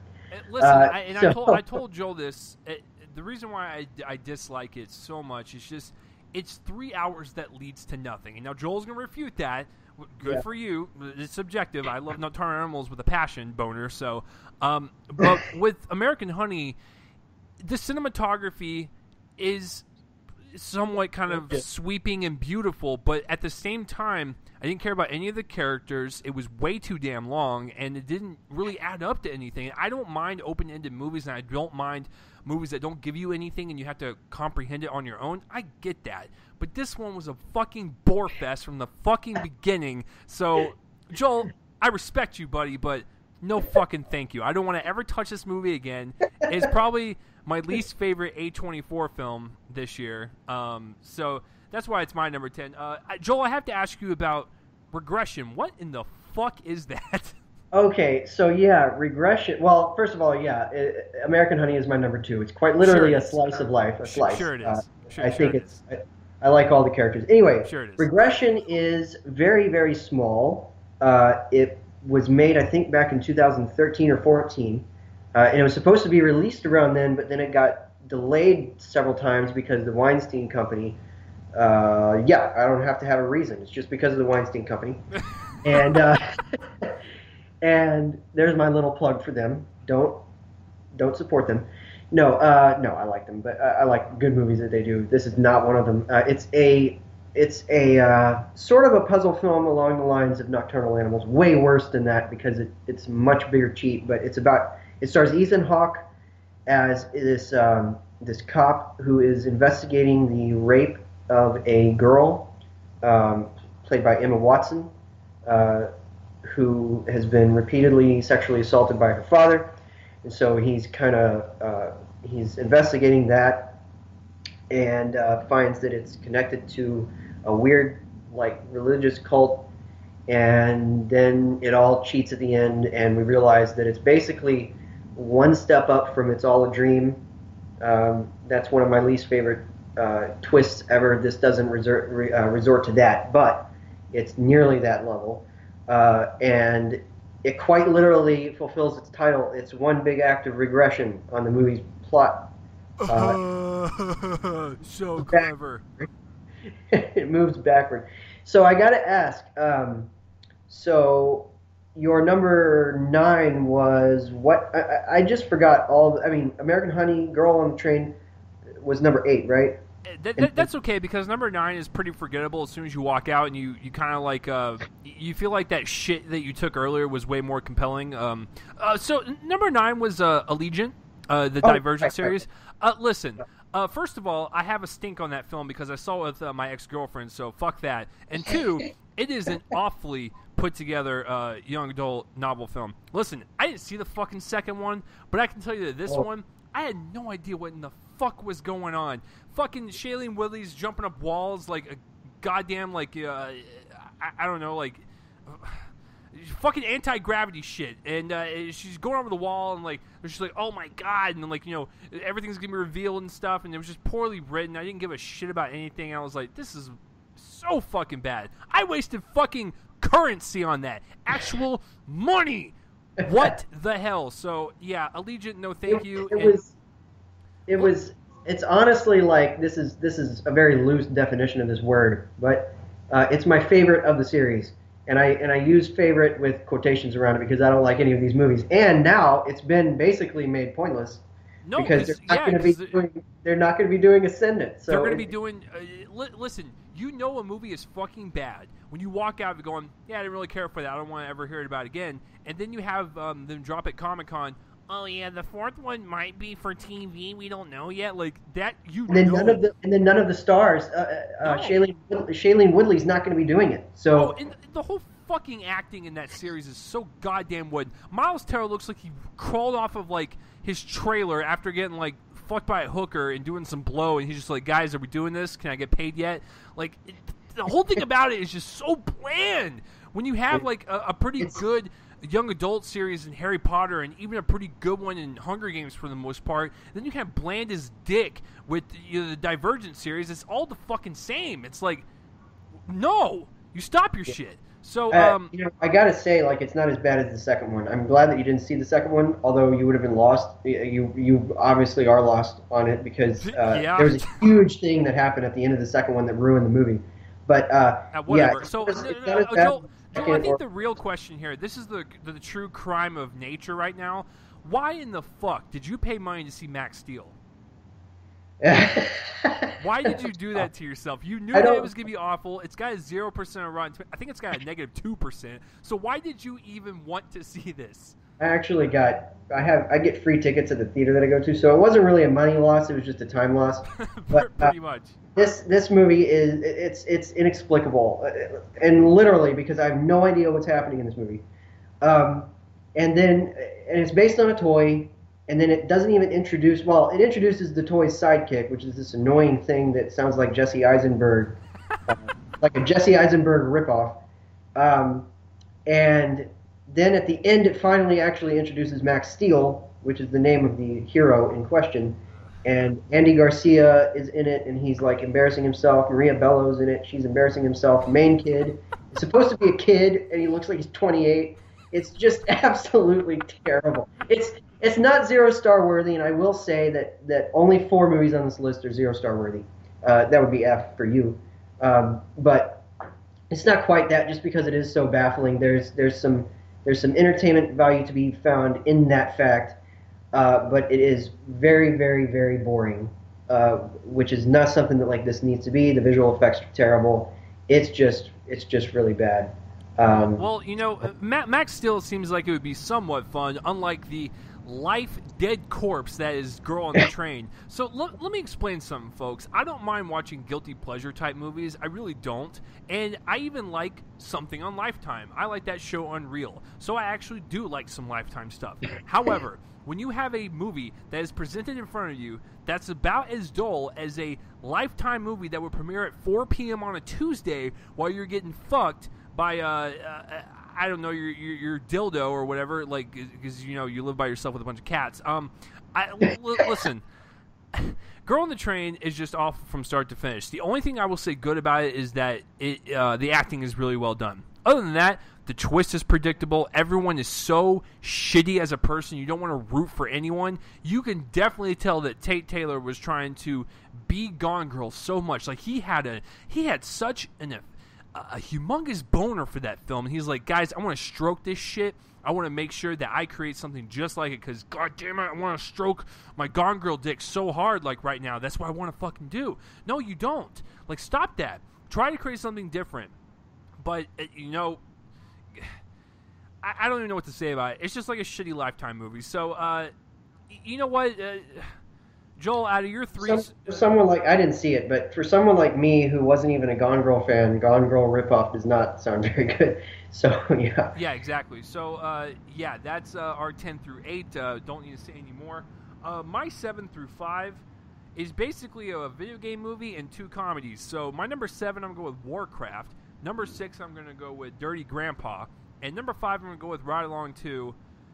My God. So, Joel, what you got for 7 through 5? Well, my number 7, I actually have 2 comedies and a comic movie too, or whatever, video game.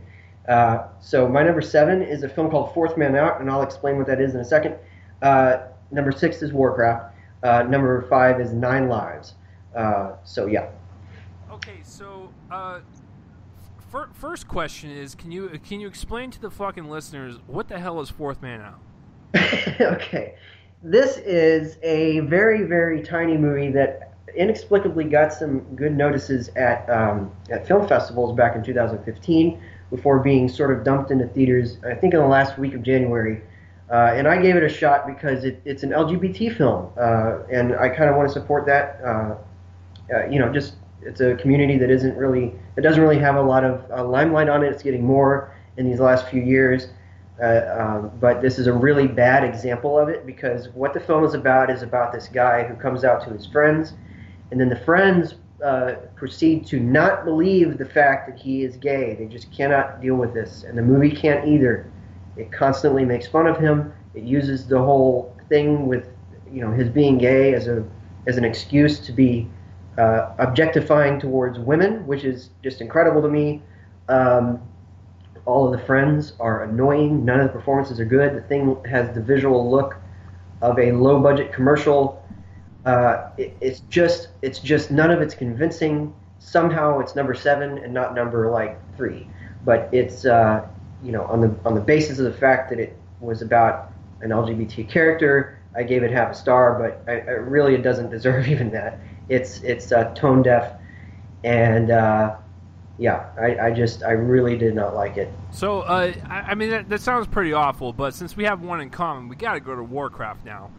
Joel, I have a question. Have you ever sat through a movie in a long time where you're just thinking to yourself I don't know what the hell is going on or what the hell they're talking about. They're literally playing inside the ballpark right now for the people that play the goddamn game, and you're just leaving everyone out in the fucking dust like a fart in the wind. You're just like, bye everyone else. Okay, so fucking Warcraft. I have to say this real fast. Everything about it is so inside ballpark. If you do not know this world, you'll be fucking lost, and you'll have Scrimple Scramps the elf over there casting a spell on Smigglesmoff, the elf over there, and you're like, what the hell is going on? And they don't explain anything. They set it up to a sequel, which is probably going to happen, but only going to be released overseas because it did very well in China, unfortunately. But yeah. I thought all the performances were so wooden. No one was really invested. Everything was so set heavy, and what I mean by that is I didn't believe once what I was watching. I was like, these are actors on sets, or oh, these are actors in front of a green screen. Nothing felt grounded in that world, and the whole time you're just like, I am so out of this movie. I don't give a shit about anyone.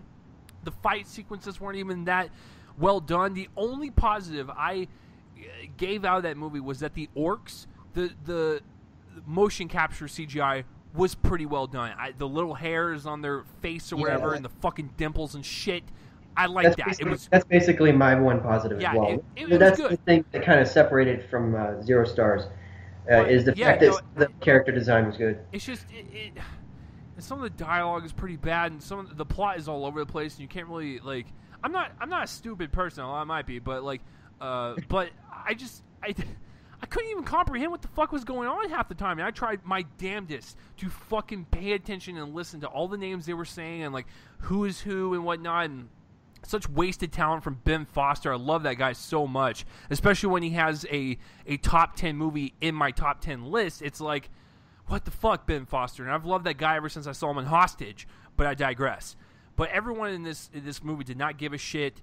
It was basically, like I said, if you did not know this world, you would be so lost, and I just didn't enjoy it. It was not a fun movie. I wanted a Lord of the Rings type of movie, and what I got was the turd that Lord of the Rings took after its all of its Oscar wins in 2003. So, Joel, why did Warcraft suck a big STD prickly dick for you? I didn't understand anything in this movie. Yeah, exactly. And not just like the orcs' dialogue, which was already hard to understand. Jesus Christ! They decided to growl it up with I don't know what kind of sound, but also there's a very important thing in this movie, which is something called the Fel, which is spelled F-E-L, and it's this green, what looks to be this green magic. What is it? Yeah, exactly. It's like, what the fuck is that? I have no idea what is it. What is it? Anyway, I think the first time I noticed Ben Foster, by the way, was 3:10 to Yuma. Oh, okay, yeah, that's a good one. Yeah, I love that movie, and I loved him in it, and I love that guy. And I know the movie that you're talking about, the other one, that he's great in. But, man, he was lost in here. And it was confused. If you want to sort of give it a Lord of the Rings comparison to another movie, at least it's a step above In the Name of the King. Yeah, I'll give it that. but yeah, just a step. It's really confused. It's visually ugly. I wanted to wash my eyes out after seeing it because of how bad. And the saddest thing is that it comes from Duncan Jones. And I loved Moon. I loved Source Code. I really want this guy to do a good big action blockbuster. And this one looked ambitious from the app. I will give it that they did go very epic and ambitious with it, but it just didn't pay off. It's really a poor looking movie, especially in 3D. I saw it in 3D. And it's just, man, it's really, really unfortunate. So your two comedies. Okay. So I'll basically rail on my two comedies because Joel's comedy with the white pussy is going to require a lot more attention to detail. So, Joel, are any of these two movies in your top 4? No, I didn't see Dirty Grandpa, and then I didn't really hate Ride Along 2. I definitely didn't like it at all, but it was bad in an uninteresting way. It was bad, that dude. Like, yeah, it was bad, but it was in an uninteresting way that really wouldn't have made my bottom 10. All of my bottom 10 movies are bad in interesting ways in some way, and then the other ones are sort of honorable mentions. That would definitely be or dishonorable mention. yeah, exactly. So In that list, but and really, I guess if I were to list, like 20 or something, it would be like number 13 or 14. But it wasn't quite there. yeah, But it's just they were both. I didn't have any interest. They were both stale comedies, and you guys know that comedy is one of my favorite genres. And with Dirty Grandpa, we have fucking Robert De Niro, who's one of the best actors of all time, being in two of my favorite movies of all time with Taxi Driver and Raging Bull. To see him degrade himself, to him coming on the screen with his saggy tits going, I want to bang that pussy, yo. Like, that's cool, fam. I don't mind if you're in a comedy, but when it sucks ass and you don't even try and you're just like, I'm going to throw out raunchy humor for the fuck of it. Or I'm just going to do that for the fuck of it. It's just, there was no care to it, and it was just like, the producers were like, yeah, let's make the dirtiest movie we can with Bobby De Niro. It's like, no. If you're going to do a dirty movie with Robert De Niro, I do not mind, but at least make it somewhat entertaining. It was not entertaining. Every time when someone uttered a joke, it was cringeworthy. And I was like, dear Lord, look how far you have fallen. And I will say this right now, because I didn't care for Neighbors 2 either. But Zac Efron, I think, is a good actor. He can do well in the right roles, but when he keeps doing this fraternity bullshit, then it's going to pretty much degrade everything that I have said about his good acting. Because that's all he's known for now, is doing these stupid fraternity roles, and it's just not working. Now, I will admit that I did like his performance in Neighbors, the first one. I thought the end of that movie was very surprising for his performance, but the second one was just more of the same, and then this one just more of the same, and it's like, Zach, you were so much better than this. But the whole thing, it just wasn't funny, and that's the if you are a comedy and you do not make me fucking laugh, that is a humongous fucking issue. Dirty Grandpa tried to be as raunchy as they could. It did not work. And I still give Robert De Niro the benefit of the doubt for now until I see more crap from him, but this one was just it was at the anus of January, and it was just I just remember it very clearly as being one of the worst, uncomfortable movie experiences of my life, and it just did not make me grin once. And I love, like, Aubrey Plaza, and she totally was just I can't believe she does movies like these. And I get it, paycheck, I get it, but because she was trying really hard with her improv, and some of it somewhat worked, but I was just like, she's trying too hard, and the movie just tried to be too hard, and it's just, no thank you. And then my number 5, before we get into Joel's pussy film, Ride Along 2, not a good sequel. And I didn't see the first one, but the quality of this one just felt so cheap and so rushed. And listen, I like Kevin Hart's stand-up quite a bit, but if I have to hear another goddamn joke about him stepping on a stool to, like, face up against someone, or, like, falling off a cliff and looking like a goddamn child or something, I don't know, just all these height jokes, we get it. He's fucking short. He looks like he's from, the village of the Hobbit, so I get it. But when you're trying really hard, it shows, and it's just not appealing whatsoever. I didn't find it funny, and I love Ice Cube's kind of, like, stern attitude in movies. I think that requires a lot of humor, like, especially in 21 and 22 Jump Street. But this one was just a complete misfire, and no thank you. So, Joel, why did you sit through a movie which was pretty much regarded as the worst reviewed movie of the year? Because it was regarded as the worst reviewed movie of the year. I was just really curious. I should not have wasted my time. Hey, I saw the same night as Suicide Squad. Hey, Joel, would you say that curiosity killed the cat? I wouldn't. Okay. No, I probably would. I'm up to puns like that. But what? How did this movie get made? I feel like in some weird alternate universe, there was some movie here that was actually trying to make a point, but it became a kids movie, or tried to. And I feel like it's at some point maybe this screenplay was in some other form as like this R-rated dark comedy, maybe also starring Kevin Spacey and Christopher Walken.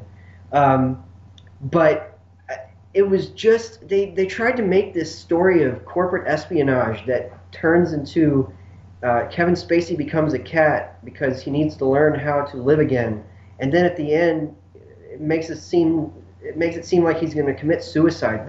None of this. Dear Lord. Yeah, no, none of it's like some, I don't know, it's like some American Beauty outtake or something. in terms of like, you know, the concept, it's just not. This did not get 0 stars for me, and I can't really pinpoint a reason why, other than the fact that it was so absolutely baffling that this movie exists. It was like Max Steel again, where I just can't understand how it exists. How does this movie exist? Tell me, Chase. No. I don't fucking know because I didn't see it. Listen, when you watch the trailers, you kind of die on the inside, and your brain cells are like slowly killing themselves. So I have no clue as to why it was even considered. Because the way you were pitching it, you were just like, oh yeah, Kevin Spacey has to like go into a cat and like learn his life values. Like that's how I imagine an executive pitched it. Was like, well, you know, I'm just imagining Kevin Spacey as a talking cat. You know, like it's just stupid. And Kevin Spacey is one of my favorite actors. Like House of Cards is one of my favorite shows on Netflix. And when you go from that to this, yeah, I just want to cry. I just simply want to cry. Joel, I don't know if there's any more to say about the cat film, but I will say real quick about Ride Along 2. I did see the first one. Did you say that you hadn't? You said you hadn't, right? No, so this was pretty much my first exposure. Okay. Well, the first one wasn't good either, but at least in the first one there was a sense of neat chemistry between Kevin Hart and Ice Cube. In this one, I thought that it was gone, and that was a big no-no for me. They felt like they could barely stand each other. Yeah. And there was one cool scene in that movie, and it's when I think Kevin Hart gets like knocked on the head or something, and he starts hallucinating that the chase he's in is part of a video game that he plays. Oh, that was so bad. Oh, see, I thought that it was. It was over the top, but I thought that it was an interesting little idea. But the only one in the movie that I really remember. I honestly don't remember that movie or anything. I seem to remember Olivia Munn's in it, but again, I don't know. I've forgotten that movie. It's definitely super forgettable, and it's a very generic type of like cop movie. But yet, you're right. The chemistry has to work for these types of movies, and when it doesn't, and when it feels either forced or no one gives a shit, then we do not give a shit. So yeah. So moving on to 4 through 2, this is going to be very, very interesting. My number 4 is Zoolander 2. My number 3 is Trolls. And my number 2, which I cannot review because I'm still under embargo. However, I will talk about something else, Joel, and we'll hypothetically review it. And that movie is Elle from Paul Verhoeven. So, Joel, what do you got 4 through 2? Interesting choices. I'm seeing Elle on Wednesday. Okay, so my number 4 is The Brothers Grimsby, which is the worst comedy of the year for me. And then number 3, Hardcore Henry. Number 2, Independence Day Resurgence. So those are my 4 through 2. Okay, I don't know where to begin. So I will start with Brothers Grimsby. Now, I will go on record and say I actually like Borat and Bruno, but I understand why people hate them. I understand that I love both. Yeah, I understand why it's not for everyone. But I heard that Brothers Grimsby was god awful. And now I want Joel to spoil something because I'm just really curious about it. So this will be a spoiler if you still want to see it. But Joel, what was the gross elephant scene that people were talking about with this one? They enter an elephant's vagina, and then the other elephant starts mating with the other one while they're in there. And okay, yeah, it's let's just say it's a working prosthetic. But anyway, it's hit in the face with an elephant dildo. Fantastic. Yeah, no. Listen, so the reason that a movie like this is the worst comedy of the year, I got one laugh out of it, and that was a Harry Potter joke, actually, but. The reason that the Harry Potter joke exists is because of something really distasteful. This movie has multiple instances of using AIDS, both as a joke and also as the punchline to several other jokes. And in this case, part of the plot actually revolves around the fact that Daniel Radcliffe, played by Stand-In, is infected with HIV from a young boy who is suffering from it, who lives in the Middle East. And if that doesn't sound funny to you, that's the point. It's not. It has contempt for its audience, and then by the end, of course, Daniel Radcliffe gets shot, and the blood splatters on Donald Trump, and then he gets infected with AIDS, and it's not funny. It's not funny. Nothing in this movie, except for the Voldemort joke, is funny. People can probably guess what the Voldemort joke is, but anyway, it's just so bad. It barely has a plot. Sacha Baron Cohen seems like he's in pain. Mark Strong's in pain.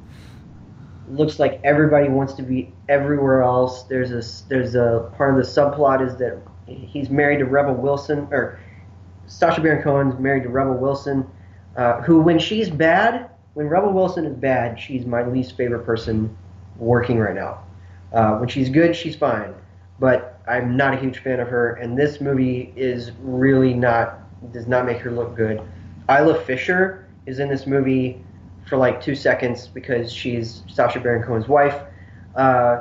It's just the whole thing. Like, here's the thing about the worst comedies are the ones that manage to offend you on some level. And for me, it's like it has such contempt for the audience. It just treats us like total idiots. And yeah, I just have such poor memory. I'm surprised it's number 4. At one point, it was my number 1, and for some reason, it just kind of moved down the list. But it's really contemptuous movie. I kind of decided to group a bunch of action movies there at the top for my top 3, but nevertheless, it's the worst comedy of the year. It's probably the movie on this list that has the most contempt for its audience, and it's really, really awful. Your number 4 was what again? Exactly, it's forgettable. It's Zoolander 2, and I'm gonna have choice words for this, so don't think I'm attacking Ben Stiller because of the whole prostate cancer reveal. I think Ben Stiller is a good filmmaker. I really love Tropic Thunder. I think Zoolander, the first one, is pretty good. And all of his other kind of more dramatic works, I've really enjoyed.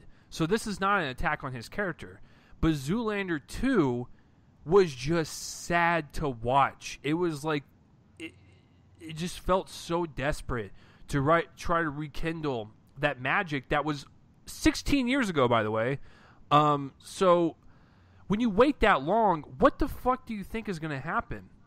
And I said the same thing when I saw Dumb and Dumber 2. The first Dumb and Dumber is my favorite comedy of all time, and it deals with stupid humor. But when you bring that stupid humor into a world that to where our comedy has evolved, it just seems stupid. And that's really the way Zoolander... It seems like the world's kind of evolved beyond that now. And that seems really contemptuous of the audience. Like I was saying, it really does. Yeah. Exactly. And like you're sitting there watching Zoolander 2 and you're like, I get it. They're writing stupid humor, but it's not working. What, am I broken? Because I like the first Zoolander. It's kind of like that fun, lovable, stupid character. And the same thing with Dumb and Dumber. When I saw Dumb and Dumber 2, I was just flabbergasted that I wasn't laughing at anything. But then I will watch the first one and fucking bust my ass laughing. And I don't know what the disconnect is psychologically. And that's what I kind of feel with Zoolander 2 is that God bless that man. He wanted to bring back something that he's really passionate about. I get it. But the whole movie just seems sad to me. And everyone looked like they were trying really hard. It was definitely not funny. The cameos, I guess if you want an enjoyable one, the Justin Bieber cameo, I guess is slightly enjoyable. But other than that, as crazy as it is, I did give it a higher grade than what I'm ranting about right now. But it's still not a good movie. And I gave it a pretty decent score. I said I gave it like a D plus only because I appreciate the absurdity of it, because the character is stupid, the whole premise is absurd. So I appreciate the absurdity and the nature of that because it actually fits with it. But that still doesn't mean I don't have to like it per se. So yeah, it's just for me. It really felt like absurd with no wind behind it. Yeah, exactly, and that's kind of my main issue with it. And I know these past three are comedies, but I really am harsh on comedies because I realize that it's hard to make people laugh, and I realize that comedy is even more subjective than film itself. But just for me personally, these past three movies that I just mentioned, Zoolander 2 is probably the saddest excuse of a comedy I've seen all year. So, Joel, let's go to you with Hardcore Henry. Now, I didn't really hate Hardcore Henry. I actually I enjoyed it for what it was. It's definitely nothing I want to rewatch ever again, but I know Joel has a really big, because I remember him and I talked about a really big issue with the whole first-person gimmick of it, and the whole kind of lifeless story and characters. I get that, but if you want to look at it for just pure fun and just like whatever the fuck, I'm gonna stuff some popcorn in my ass, like not ass math, but shit, I would stuff popcorn in my ass after watching that. It'd probably be more enjoyable. But I didn't hate Hardcore Henry as much as you did, but I understand why. Can you explain to myself once again and the people listening why Hardcore Henry is so high on your list? Well, yeah, I mean, like I mentioned at the beginning of this list, 4 movies this year got 0 stars for me, and it's really my top 4, so this is one of them. And here's the thing, so speaking about it on a pure fun level, for me, it was impossible to have fun with it because of the gimmick. Here's the thing, I get the concept of doing a first-person type movie like this. And actually, it's kind of funny that this and Brothers Grimsby are right beside each other because both of them use it. It's used in Brothers Grimsby at one point. But this one is, the whole movie is this way. And the story doesn't make any sense. It comes to a point that's like a total sequel stinger. It's never going to happen. And it was one of the most inexplicably popular movies this year. At least until it came out. And then, I feel like people kind of saw it for what it was, which is just this mindless, completely mindless exercise. It's just an exercise in it's another one that I feel has contempt for its audience.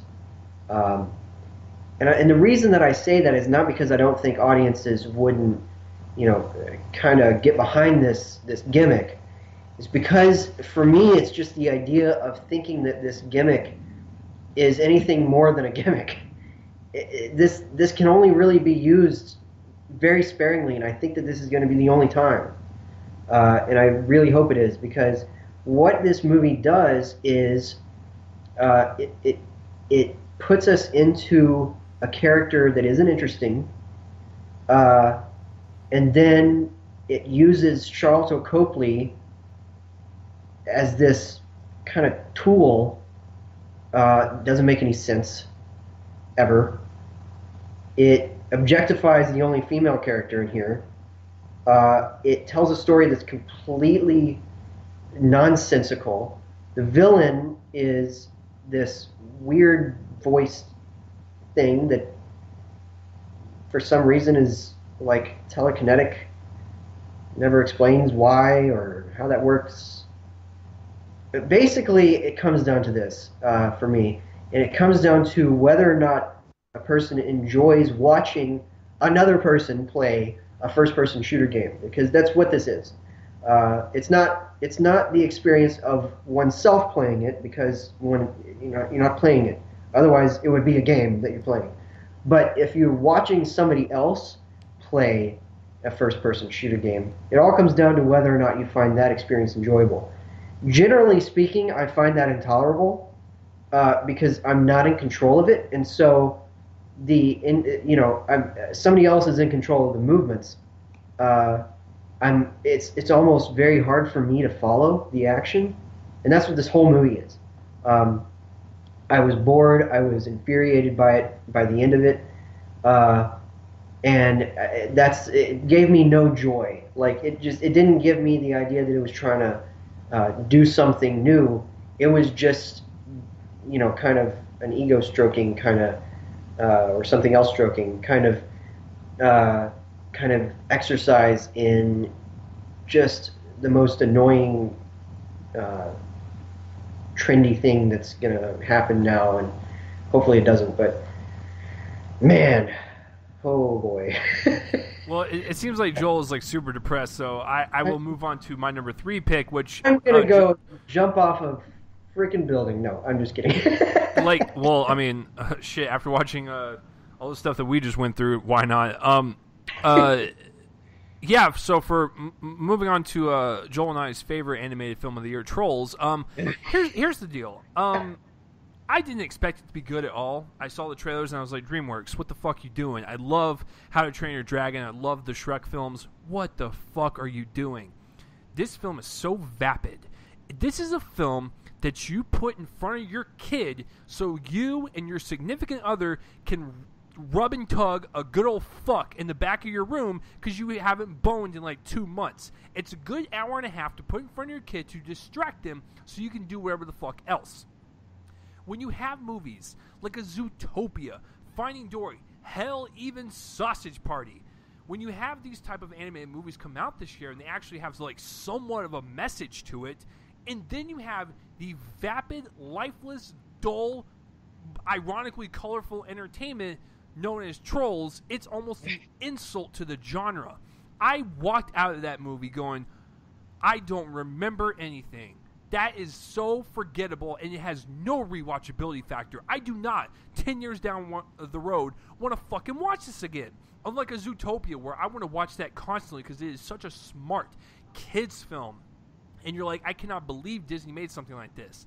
With Sausage Party, it's a great satire, and it has great messages on religion and sexuality and the mere existence of oneself. Like, yeah, that's in Sausage Party, the same one that has a bunch of sausage and dick jokes. And then you have Finding Dory that really kind of highlights someone with a disability as not a bad thing, and actually shows kids who has ADHD or memory loss like that things are possible for them just like everyone else, and that's such a great message for kids. It's very, very hopeful. But with this one, it was like I said, it was dull but ironically colorful. I hated the music in it. It didn't make any sense for the story. The story was very bland as is. I didn't like any of the characters. It was just a bunch of little jokes that were just super missed for me. There was a lot of dark humor in there, which I appreciated for the adults, but that still doesn't make it good. And then the movie just ends. So you're thinking to yourself, oh, I just wasted an hour and a half of my life, right? Like, there has to be some satisfying conclusion. Oh, fuck no, you are wrong, go back to sleep. So here's how the movie ends. It just, once the climax happens, everyone's like, yay, everything's back to normal, and credits. What? Like, you're telling me that, like, we just went through this entire fucking journey to end up like that? Nah, fam, I ain't going out like that. So that's why I'm ranting about Trolls now. No fucking thank you. Like I said, especially when you have such a great year of animation, and hell, I even forgot about Kubo, and you go to this? DreamWorks.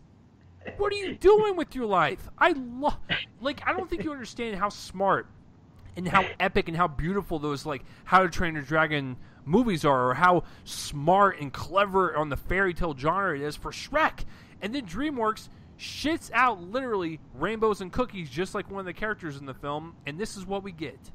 Like, I just don't understand it, Joel. Can you fucking help me understand this? I understand it. Okay, so I disagree with everything that you just said. Okay, that's cool. Well, not everything, because I don't think it's quite the best animated movie of the year, but I like it as much as Zootopia. I like it more than... I think it's actually the better of the two DreamWorks movies this year, the other being Kung Fu Panda 3, which I like too. I think that this is one of the reasons that it's been such a good year for one of the contributing factors to why it's been such a good year for animated movies. It does have a message. It's about people dealing with happiness. Well, not people, but it's about creatures dealing with happiness. Okay. So Joel brought that up. I have to say that real fast. I don't know if this was the director's intention. Might bump up my grade about half a point, but I did notice that there was an underlying theme of, like what Joel said, with happiness and finding it's not even underlying. It's not even underlying. This is a fable. It's a fable, and with fables, usually it's right there on the surface. It's not even. And I get that, like with the Bergens or whatever, the fucking gross garbage bags eating the trolls. The whole theme with them is that they eat the trolls because they want to feel happy and get the happiness from the trolls because they're unhappy themselves, and that's really fucking smart. However, when you are surrounded by a Saturday morning cartoon that's not even worthy enough for your attention while you're eating your fucking cereal down your fucking throat, that is an insult. So I disagree with that. I think that usually animated movies are already that to me. I think that I mean not to put down animated movies. I didn't mean that as that, but I just Joel mean hates that, animated movies. Breaking news. No. I actually try to go out of my way to try to see all of them in theaters. Yeah, I do too. Because I love I've loved animation since I was a kid. It's how I got into movies with Aladdin, seeing Aladdin 7 times in theaters when I was 3. But no, here's the thing. So like I was saying, it's a fable. The message is right there on the surface. It's not even underneath any surface. It's a movie about happiness in 2 directions, because what you have is an interesting dichotomy of the fact that we're following trolls who really want to be happy, and they keep themselves happy by keeping themselves happy, and that's an interesting idea. They just keep themselves happy. And then you have Bergens, who need to be happy by eating the trolls. I think that that's really twisted and dark. That's a really weird, twisted, dark undercurrent that's going on. I think that adds a little bit of flavor to the movie.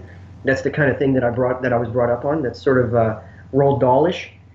And I really responded to that. I responded to the music, all of which actually does have a point. Especially True Colors. The use of True Colors is incredible. And just the whole thing, it was beautiful to look. It's very colorful, I give you that. But I think that the colors were used well here. Purples and reds and grays even, and saying that all the characters were disliked or you didn't like any of the characters. I loved the Bergen that was trying to change, the scullery witch or whatever, scullery maid, voiced really well by Zooey Deschanel. And I loved everybody's voice, really. I loved how it cleverly kind of hid Justin Timberlake's voice until the end. I thought that was a funny little amusing kind of in-joke that, you have this pop singer that's famed for his voice and you don't even use it until the end. I thought that was clever. And I had a grin on my face the entire time during this movie. I think that it has as pointed a message as Zootopia and as relevant, and it's just as good. I literally gave both of those a B+. There are a few that I do like more. Favorite. Joel, my heart just exploded. There are a few that I like more. I like Sausage Party is my favorite. Only Yesterday, which was the film that came out in Japan in 1991 and finally got released this year. That one's better. Finding Dory's better. Those are my 3 favorites. But this one is I guess number 5. Listen, I respect Joel and his opinion, but I gotta severely disagree. But then again, I love nocturnal animals, and he does not really. So, I mean, guys, this is what it's all about. This is better than Nocturnal Animal. I'm just kidding. Okay, so Joel, I will cut a bitch. All right, so please don't call the cops on me. I apologize. Joel is my favorite. So before we get into Joel's number 2, I will say this about Elle, my number 2. I cannot review it because I'm under embargo. So, Joel, hypothetically, if I were to see a movie where Their characters were garbage and complete shit. You didn't get behind anyone. The whole thing didn't make any fucking sense. Once the reveal happened, all the tension was deflated out of the room. All the characters are extremely stupid, and no one is really kind of rootable. The main character herself is very shitty herself, so you don't really get behind her. The cinematography is extremely bland. The story itself is all over the place. The tone is all over the place. It's set in a trashy mood, which I totally understand, but there was no fun to be had. It's about rape and sexual assault, which is two of the most disgusting things that humanity could ever conjure up. And the way the movie ends is just another insulting cherry on top. If Elle were that, then that may or may not be the reason why it's my number 2. Okay. It's interesting because the guy over at RogerEbert.com gave it 4 stars. That's cool. AV Club gave it 4 stars. The people over at Slant Magazine gave it 4 stars. So I'm gonna be interested to see it. I see it Wednesday morning. Basically, what that means is that Joel will love it. I will hate it, and that's how we roll. So listen, here's the deal, folks. Now, I said this in my review, and I'll say it again. I love Paul Verhoeven to death. I can't even tell you how many times I've fucking seen Starship Troopers, Total Recall, Basic Instinct, RoboCop, and hell, to even some extent, Showgirls. I think that is good, trashy fun, but this is not. I am telling you, if the movie was like this, the characters were so unbelievably goddamn stupid, and like I said, people just allowed stuff to happen, and nothing was ever explored. There were glimpses of stuff where I was like, if I was talking about Elle, that, hey, if someone was raped and they were trying to get back into society after that traumatic event, that can make for some really compelling character study, right? No. It turns into a trashy Lifetime movie, and to somewhat extent, like a fetish movie, and it's all over the fucking place. And like I said, everyone's so unlikable and stupid. I was like, no fucking way. There were a couple times in the theater where, if this was Elle I'm talking about, where I literally verbally said out loud, what the fuck? And I rarely ever speak out against movies because I hate doing that shit, but I was so flabbergasted as to what I was watching, if it was Elle, that I was dumbfounded. I was fucking dumbfounded. So Elle is my number 2, but I can't really explain to you why. So there you go, Joel. Well, my number 2 was Independence Day Resurgence. This is a good contender for the worst summer blockbuster of the decade so far. I actually did not see this one. Just a little caveat. I think the first one's fine. It's fun, but what the fuck did people expect? So, anyways, I did not see it, so I'm actually really curious to hear Joel's thoughts. So, it's a flailing disaster on wheels. I'm a defender of Roland Emmerich for the most part. This is definitely one of the big exceptions, but I love the guy when he goes all out with just like, everything but the kitchen sink kind of stuff. He's not as good at historical movies, Stonewall, Anonymous, 2000 BC. Those weren't good, but the exception of those was The Patriot, which I thought was pretty good. But I like him more when he's dealing with big, brash action movies that that are dumb but smartly dumb. The first Independence Day is fun. I liked The Day After Tomorrow. I liked White House Down is my favorite film of his.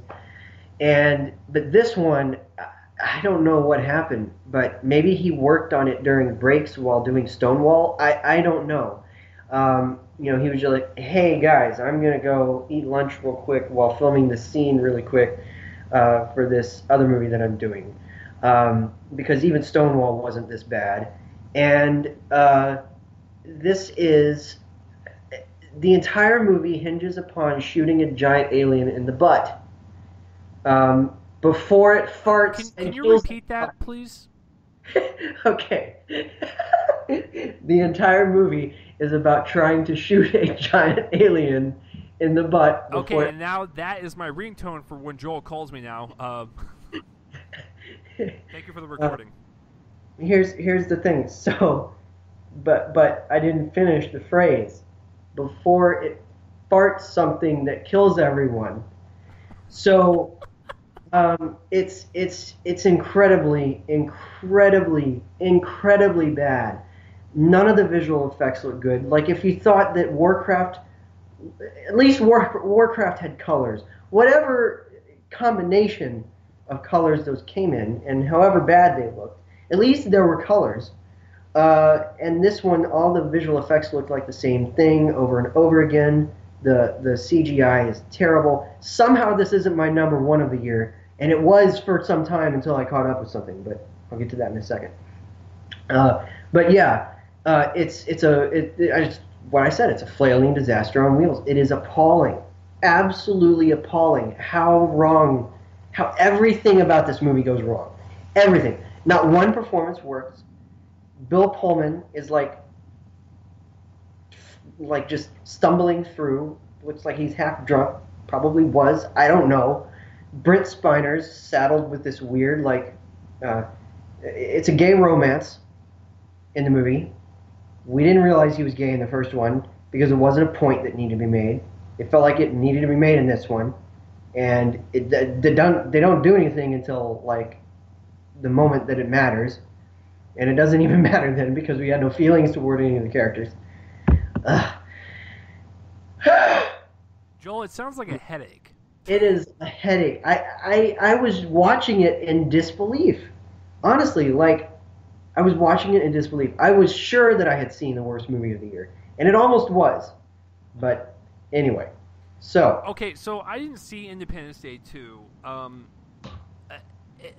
I think the next one's coming out next year or something, or it's supposed to be, or the year after. I guess we haven't really heard anything about a new one, but I don't think it is just because it did not make that much money, and I wonder if they flopped. just some plans or something.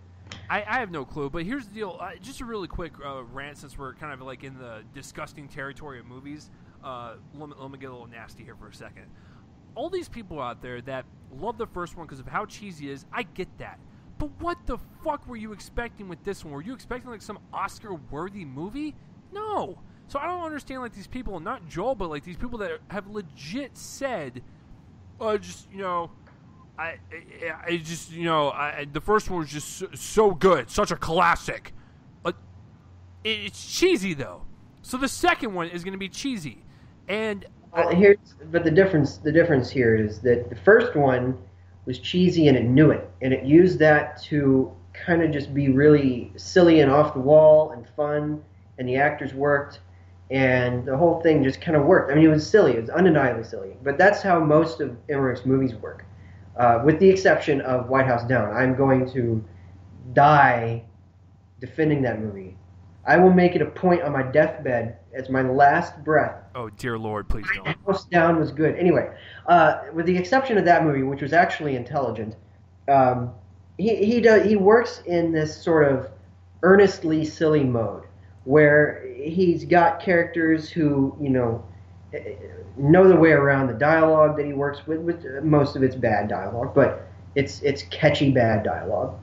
And or it's a speech like the one that Bill Pullman gives in the first movie. And Joel, that's fine, but my thing is people are just shocked. This movie they're shocked that number 2 was cheesy. It's the first one was that way. I don't understand what you were expecting. This one isn't even cheesy. What it does is it's almost deadly serious, where the first one wasn't. And I say that even having said that it's about them trying to shoot a giant alien in the butt.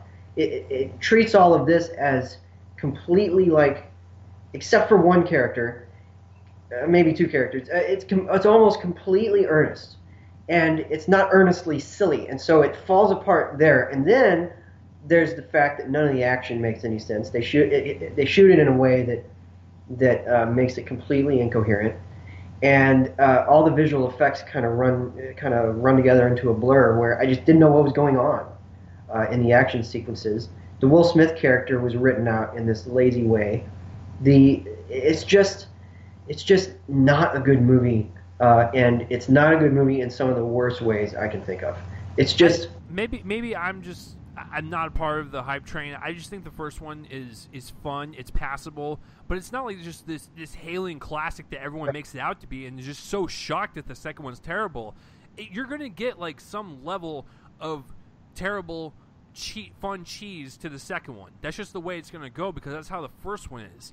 My whole thing was that I don't understand why these people are so fucking shocked. Well, because there was no cheap fun cheese. Like it just wasn't made of that. It really wasn't. That's fine. That's understandable. But then, like I said, people shouldn't be making the first one to be some goddamn classic. That's what I'm saying is I think that people were surprised by that. That's why they were surprised it was so bad. Is because it wasn't. It didn't even seem like it belonged to the same series as the first movie.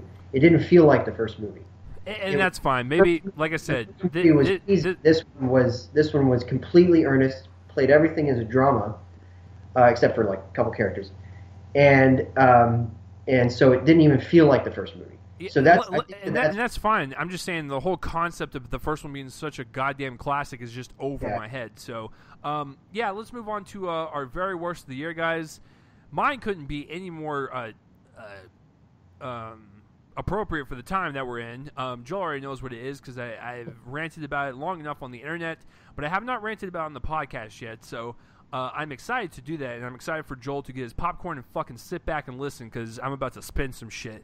My number one worst film, and then we'll get to Joel's, and then I'll explain mine real fast, is Hillary's America, The Secret History of the Democratic Party. That is my pick. Joel, what is your number one worst film of this year? Well, actually, you know what? I'm going to go ahead and let you explain yours because mine will take some introduction. It's not a very widely known movie. So I'm going to go ahead and let you explain yours since I have to have like a little follow-up to mine. Okay, so let me explain something, guys. I'm going to say this right off the bat. I realize this is not a political podcast, and I don't intend to make it one. But I will say this, and I will put it to bed, and I'll talk about it as a film. I am not a Democrat nor a Republican. I am somewhere in the middle. I think I'm like either a libertarian or progressive. So getting that out of the way, I am talking about the film itself, not talking about a specific party or person representing the party, so do not twist my goddamn words. Getting into the movie itself, it is atrocious. So starting from the actual director, Denise D'Souza, whatever the fuck your name is, here's the deal. Is that he creates a movie and treats the audience like they are dumb. And you can be a hardcore Republican and yell at me because I called you dumb. That is not what I said. I said he treats the audience like they are dumb. But D'Souza is a known Republican. So get that straight. I have to reiterate this because people just automatically assume that my hatred for this, I automatically voted Democrat and I'm a Democrat. No, that is not the fucking case. I am judging it as a film. His whole history lesson on Democrats is accurate. Democrats were the main proponents of slavery. I get that. I'm not saying that's not true. But the way he treats it to his audience is that Democrats are just the Satan's testicles and fucking Republicans are just these good fucking people. I will say this right now. Both parties have their good. Both parties have their bad. Everyone is bad in some way, shape, or form, and they're in a party. No one is fucking perfect. So get that through your fucking heads. So the way he describes that is already a huge bias, which is disgusting. If you're gonna play both sides, you play fucking both sides. And hell, for me being in the middle, you might convince me to go to Republican side. I don't know, but when you preach this bullshit like history lesson in front of people as if they didn't go to fucking school, it's insulting. You're basically telling people that, well, Democrats started slavery, which means you know what? That's been their whole agenda this whole time. Okay, that was also 200 fucking years ago. So, people can change. But I guess not. I guess we live in the 1700s. But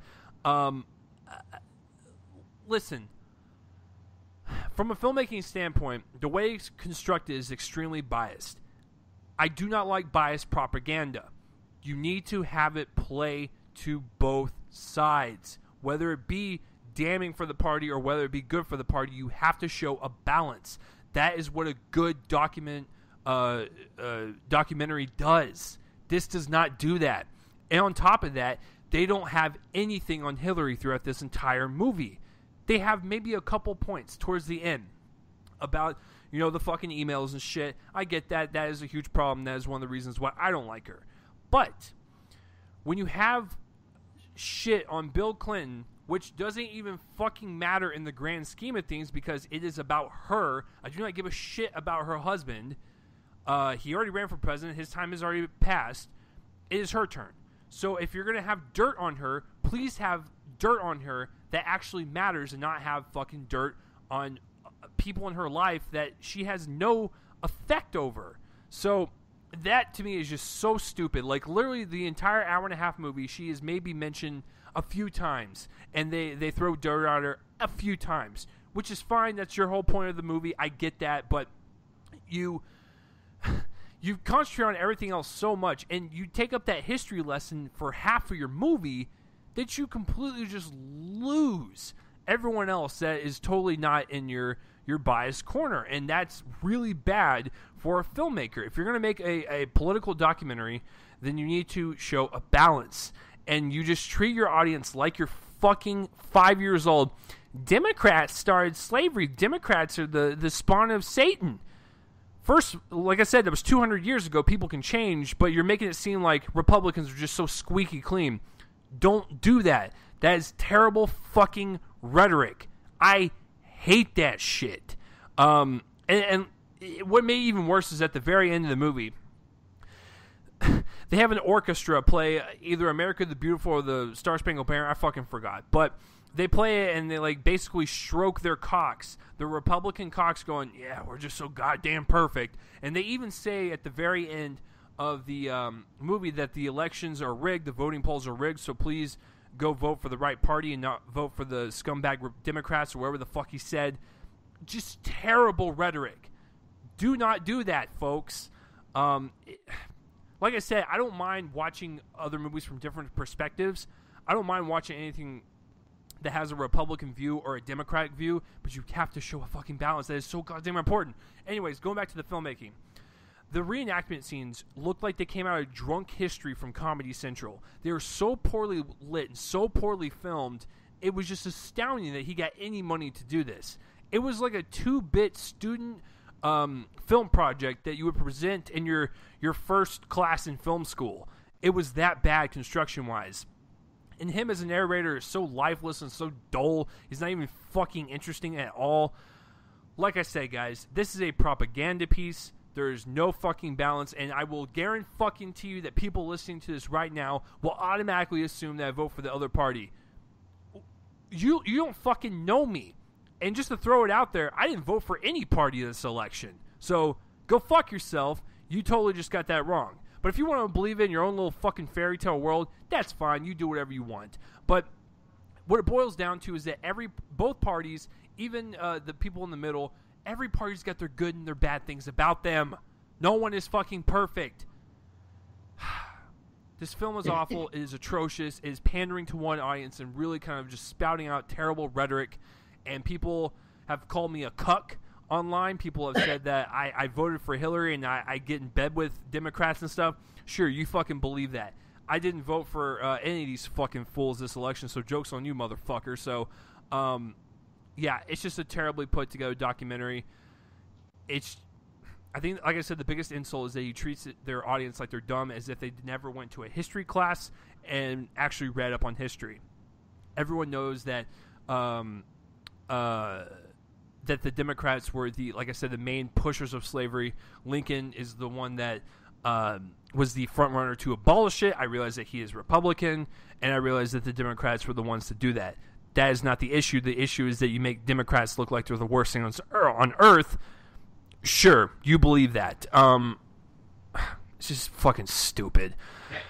Well, Joel, I don't know what else I can add. Is there any questions you have for me?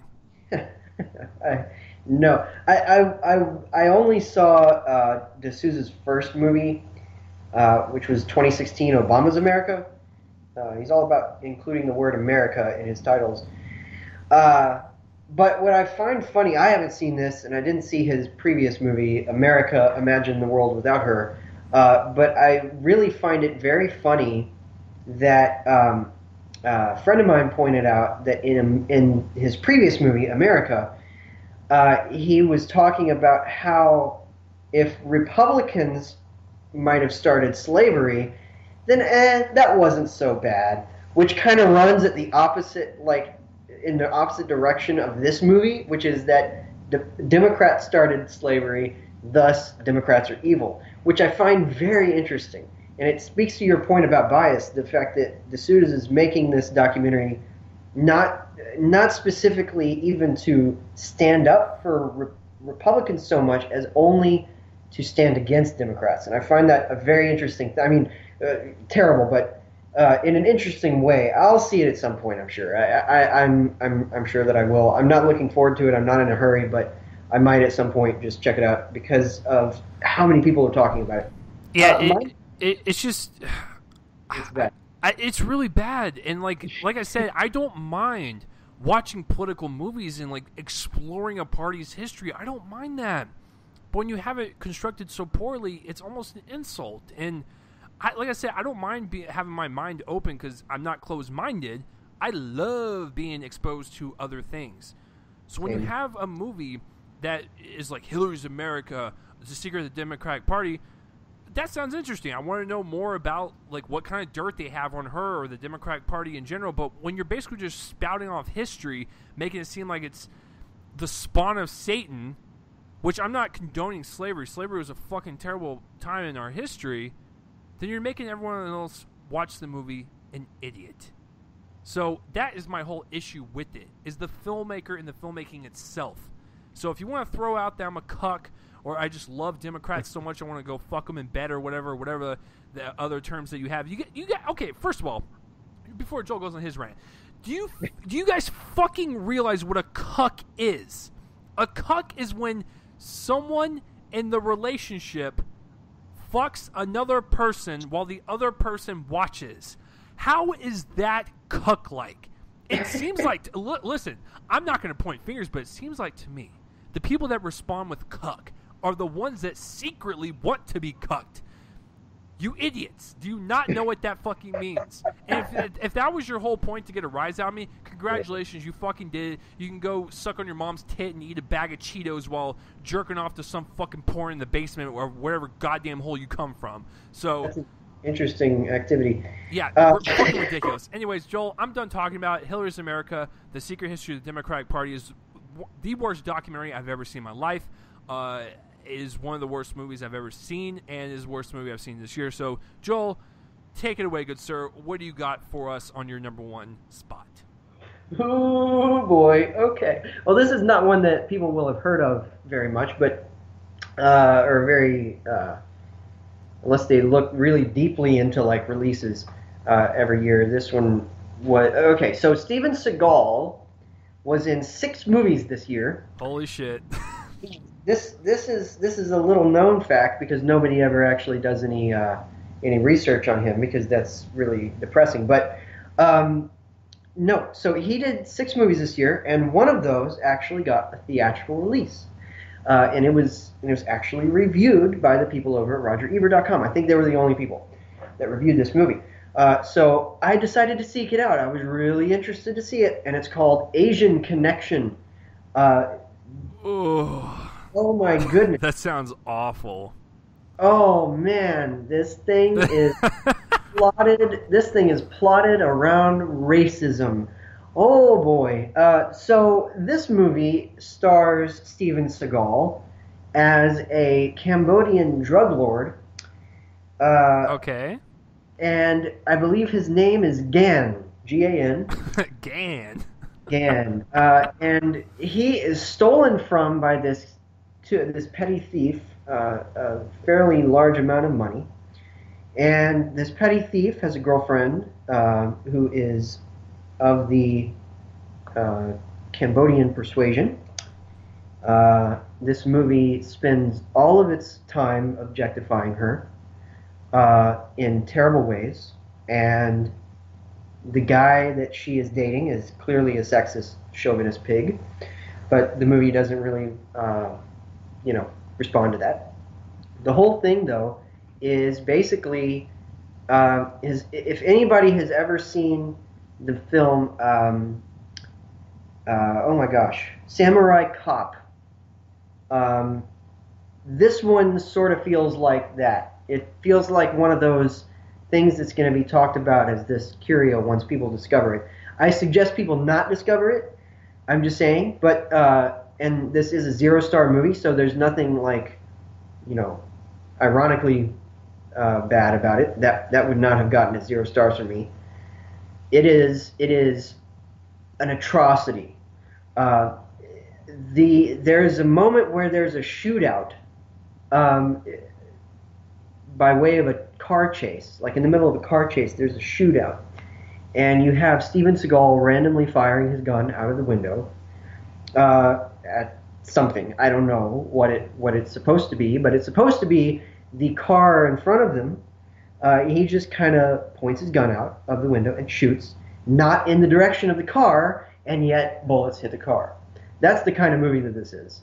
Also, it looks like they, if anybody has ever seen Birdemic, Shock and Terror, great movie, not really, but that movie had this sense where they had inserted some of the visual effects via Microsoft Paint into a frame and then took it away and then did the same thing. That's how the muzzle flashes in this movie look. They don't look like they're connected to anything on the screen. So that's the kind of movie that this is. To give you a further idea, Steven Seagal curses as if it's literally the last thing he wants to be doing right now. The way he says the F word is just fascinating because it just sounds like he has never said it. I'm kind of losing thoughts because we've been talking for 3 hours. But this movie it makes no sense. I have no idea what's going on in this movie. I don't know who's supposed to be two-timing who's supposed to be stealing off of who, why in one scene Steven Seagal seems to have forgotten his dialogue and decided, I'm going to randomly wax poetic about why I don't eat fish. That's something that happens. The performance here from him is astounding, like in the wrong way. He's never been a good actor, but he's had moments like in Under Siege or something where you can kind of get why they used him because of this very stoic kind of energy that he has. But he's trying here to be some sort of like interesting villain. He's never played a villain before, or rarely has, and here he's playing a villain. And so he tries to make him real like interesting and quirky. None of it works. The whole thing is this. It ends in this weird shootout in a factory, of course, because everything has to end in a factory. And it's just so it's fascinating to watch it because you get the feeling that nobody here knew what they were doing. Nobody had maybe made a movie before. I'm not sure. The director's name is Daniel Zarilli, and I can't remember who wrote it, but anyway, I can't believe this thing went into production. I feel like these things are apparently always easy and quick to make, but I can't imagine the fact that this was a screenplay. Like it doesn't seem like a screenplay exists here. It seems like they just got together and then just made up random plot points as they went. It's really ugly looking. It looks like it's less than TV, like in terms of visual style. A lot of TV is great, but I think people know what I'm talking about. There's the low budget TV shows that don't look good. This looks worse than them. There's nothing here that works, and it's all fascinating to watch it burn my eyes, but burn. Anyway, that's my number one of the year, and I don't see that ever changing. It's something else, something to behold. Listen, folks, I've had 3 colonoscopies in my time so far, and I've had 1 endoscopy, and I can tell you that those sound way more fun than what Joel just described. So, so just to reiterate, I'll do my 10 list real fast, and then Joel will do his just for kind of a reverb for you guys. Number 10 for me, American Honey. Number 9, Divergent Allegiant. 8, Girl in the Train. 7, Warcraft. 6, Dirty Grandpa. 5, Ride Along 2. 4, Zoolander 2. 3, Trolls. 2, L. And 1, Hillary's America. Joel, would you like to once again say it one more time and then put it to bed? What are the top 10 worst films of the year for you? At number 10, Suicide Squad. At number 9, Regression. At number 8, Max Steel. At number 7, Fourth Man Out. At number 6, Warcraft. At number 5, 9 Lives. At number 4, The Brothers Grimsby. At number 3, Hardcore Henry. At number 2, Independence Day Resurgence. And my pick for the worst film of 2016 was Asian Connection. God, it sounds so bad. So what about you guys? What are some of the worst films you've seen this year? And do you have any that are on me and Joel's list? Please comment down below that in that comment box and let me know. So just to wrap up the 3-year spectacular anniversary show real fast, I'm going to do the top 5 results for the weekend. And I actually got a couple more picks that went through Joel's way. So Manchester by the Sea actually came in at number 21st with $241,000. Nocturnal Animals didn't do any better. 18th with $494,000. And then the new releases, 2 of them, Bleed for This came in at number 8 with $2.7 million. I didn't really care for that film, to be honest with you. Number 7 is Edge of 17 with $4.8 million. So that's actually pretty good for that one. So here is the top 5 box office results for the weekend.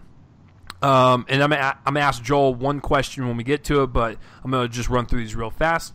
Number 5 is Almost Christmas with $7 million. Its budget is $17 million. You guys know the rule. You got to double that because the theaters got to take their cut, and then you got to add PR and marketing. Domestically, it's made 25. It probably needs about 36, 38 to break even. So, for being a holiday film, it's not bad. Number 4 is Arrival with $11.8 million. It dropped about 51%. It's expected with the big release that came out this week. Its budget is 47. To do the math real quick, that is 94. So with P&A marketing, I'm going to say about 100 million cool, 100 mil to break even. Worldwide, it's at 54, so not good. Guys, go see Arrival, please. Number 3 is Trolls with $17.5 million, and that number is very important because it's very close to number 2. 17.5. Its budget is $125 million. So with P&A marketing and doubling that, I'm gonna say about $275, maybe even $300 to break even. And worldwide, it's at $261. So you guys won't support Hacksaw Ridge or Arrival, but you'll support the bubbly little Trolls. Okay. Number 2 is Doctor Strange with $17.6 million. It's doing pretty well. Its budget is $165. Double that, we're looking at $330, and it's P&A marketing. I'm gonna say about $20 million. So I'm gonna say about $350 just to break even, guys. It's almost made $600 million worldwide. It's at $571, so that's pretty damn good for that film. Congratulations. And number 1, Joel, this is the question I will ask you: Fantastic Beasts and Where to Find Them. Duh. How much do you think it made this weekend? I actually sort of followed this a bit. Whoops. On accident, but I think it's somewhere around 30 million, right? 75. Oh, I'm sorry. I think I was thinking about the Friday total. I didn't. Okay. I actually followed it since Friday, so that doesn't matter. Okay, so Fantastic Beasts made an even 75. This is what kind of worries me. I know that Warner Brothers has 5 sequels planned down the pipeline, which I'm excited for after seeing this one. But its budget is $180 million. So doubling that, we're looking at $360. Now, with PA and marketing, I'm going to say they probably spent a good amount. So I'm gonna say this is just a rough estimate. So do not take this, but with a grain of salt. It probably needs about $400 million to break even. Now, here's what's interesting. It made 75 here domestically, which is the U.S. and Canada. That's pretty good. In foreign territories, it made 143. So right now, worldwide, it's at 218. So it's about halfway there to its break-even point. The most important thing, and Joel, I would like to know your take to see how much it's going to drop. But Fantastic Beasts has got two heavy hitters against it. It's got Moana coming out this week, and it's got Rogue One coming out in 3 weeks. The most important thing for Fantastic Beasts is stay power. How long can it stay in the box office and continue to have those repeat viewings? I think with this 75 million opening and people probably talking about it and stuff, it'll probably hold in there as a family film for a long time because you got Thanksgiving coming up, Christmas is around the corner, and even with Rogue One in theaters, I still think Fantastic Beasts will still be in theaters raking in that cash just a little bit each time, just climbing up in its amount. So, Joel, I want to ask you, do you think that Moana and Rogue One are a threat to this, and do you think Fantastic Beasts will have staying power in theaters this holiday season? For some reason, I feel like Moana doesn't, but Moana won't really threaten it. I mean, they've surprised me before. Zootopia is like the biggest, or whatever. No, that's Finding Dory, but Zootopia made a lot, and I think that the bigger threat is really Rogue One. But that's 3 weeks out. I feel like it's still going to be number one next week. That's a bold prediction, especially considering Moana has 5 days to show that, and it might not. I really don't know, but I feel like it could. I feel like Fantastic Beasts could have staying power through next week. And if anything, what I think might happen, this has happened before, although it's hard to predict this, is what happens is it isn't number one Fantastic Beasts isn't number one next week, but then it retops the box office the week after, because we have to realize there are 2 weeks there with really nothing big. I mean, nothing wide release that would come in and threaten it.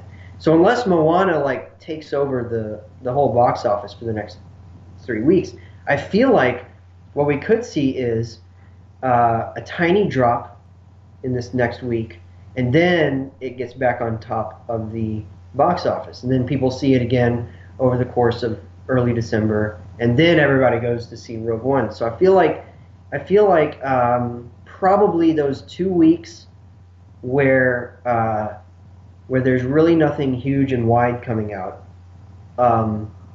I think that's going to be the more so than next week. I think that's going to be the tell that whether it makes that 100 and whatever it has to make million to break even globally. I feel like they're still going to make the movies. I don't think that we're going to see anybody saying, hey, we're canceling all these 4, but especially considering there's a story to tell, Rowling's really wanting to tell it. I feel like they're going to let her. But we'll see.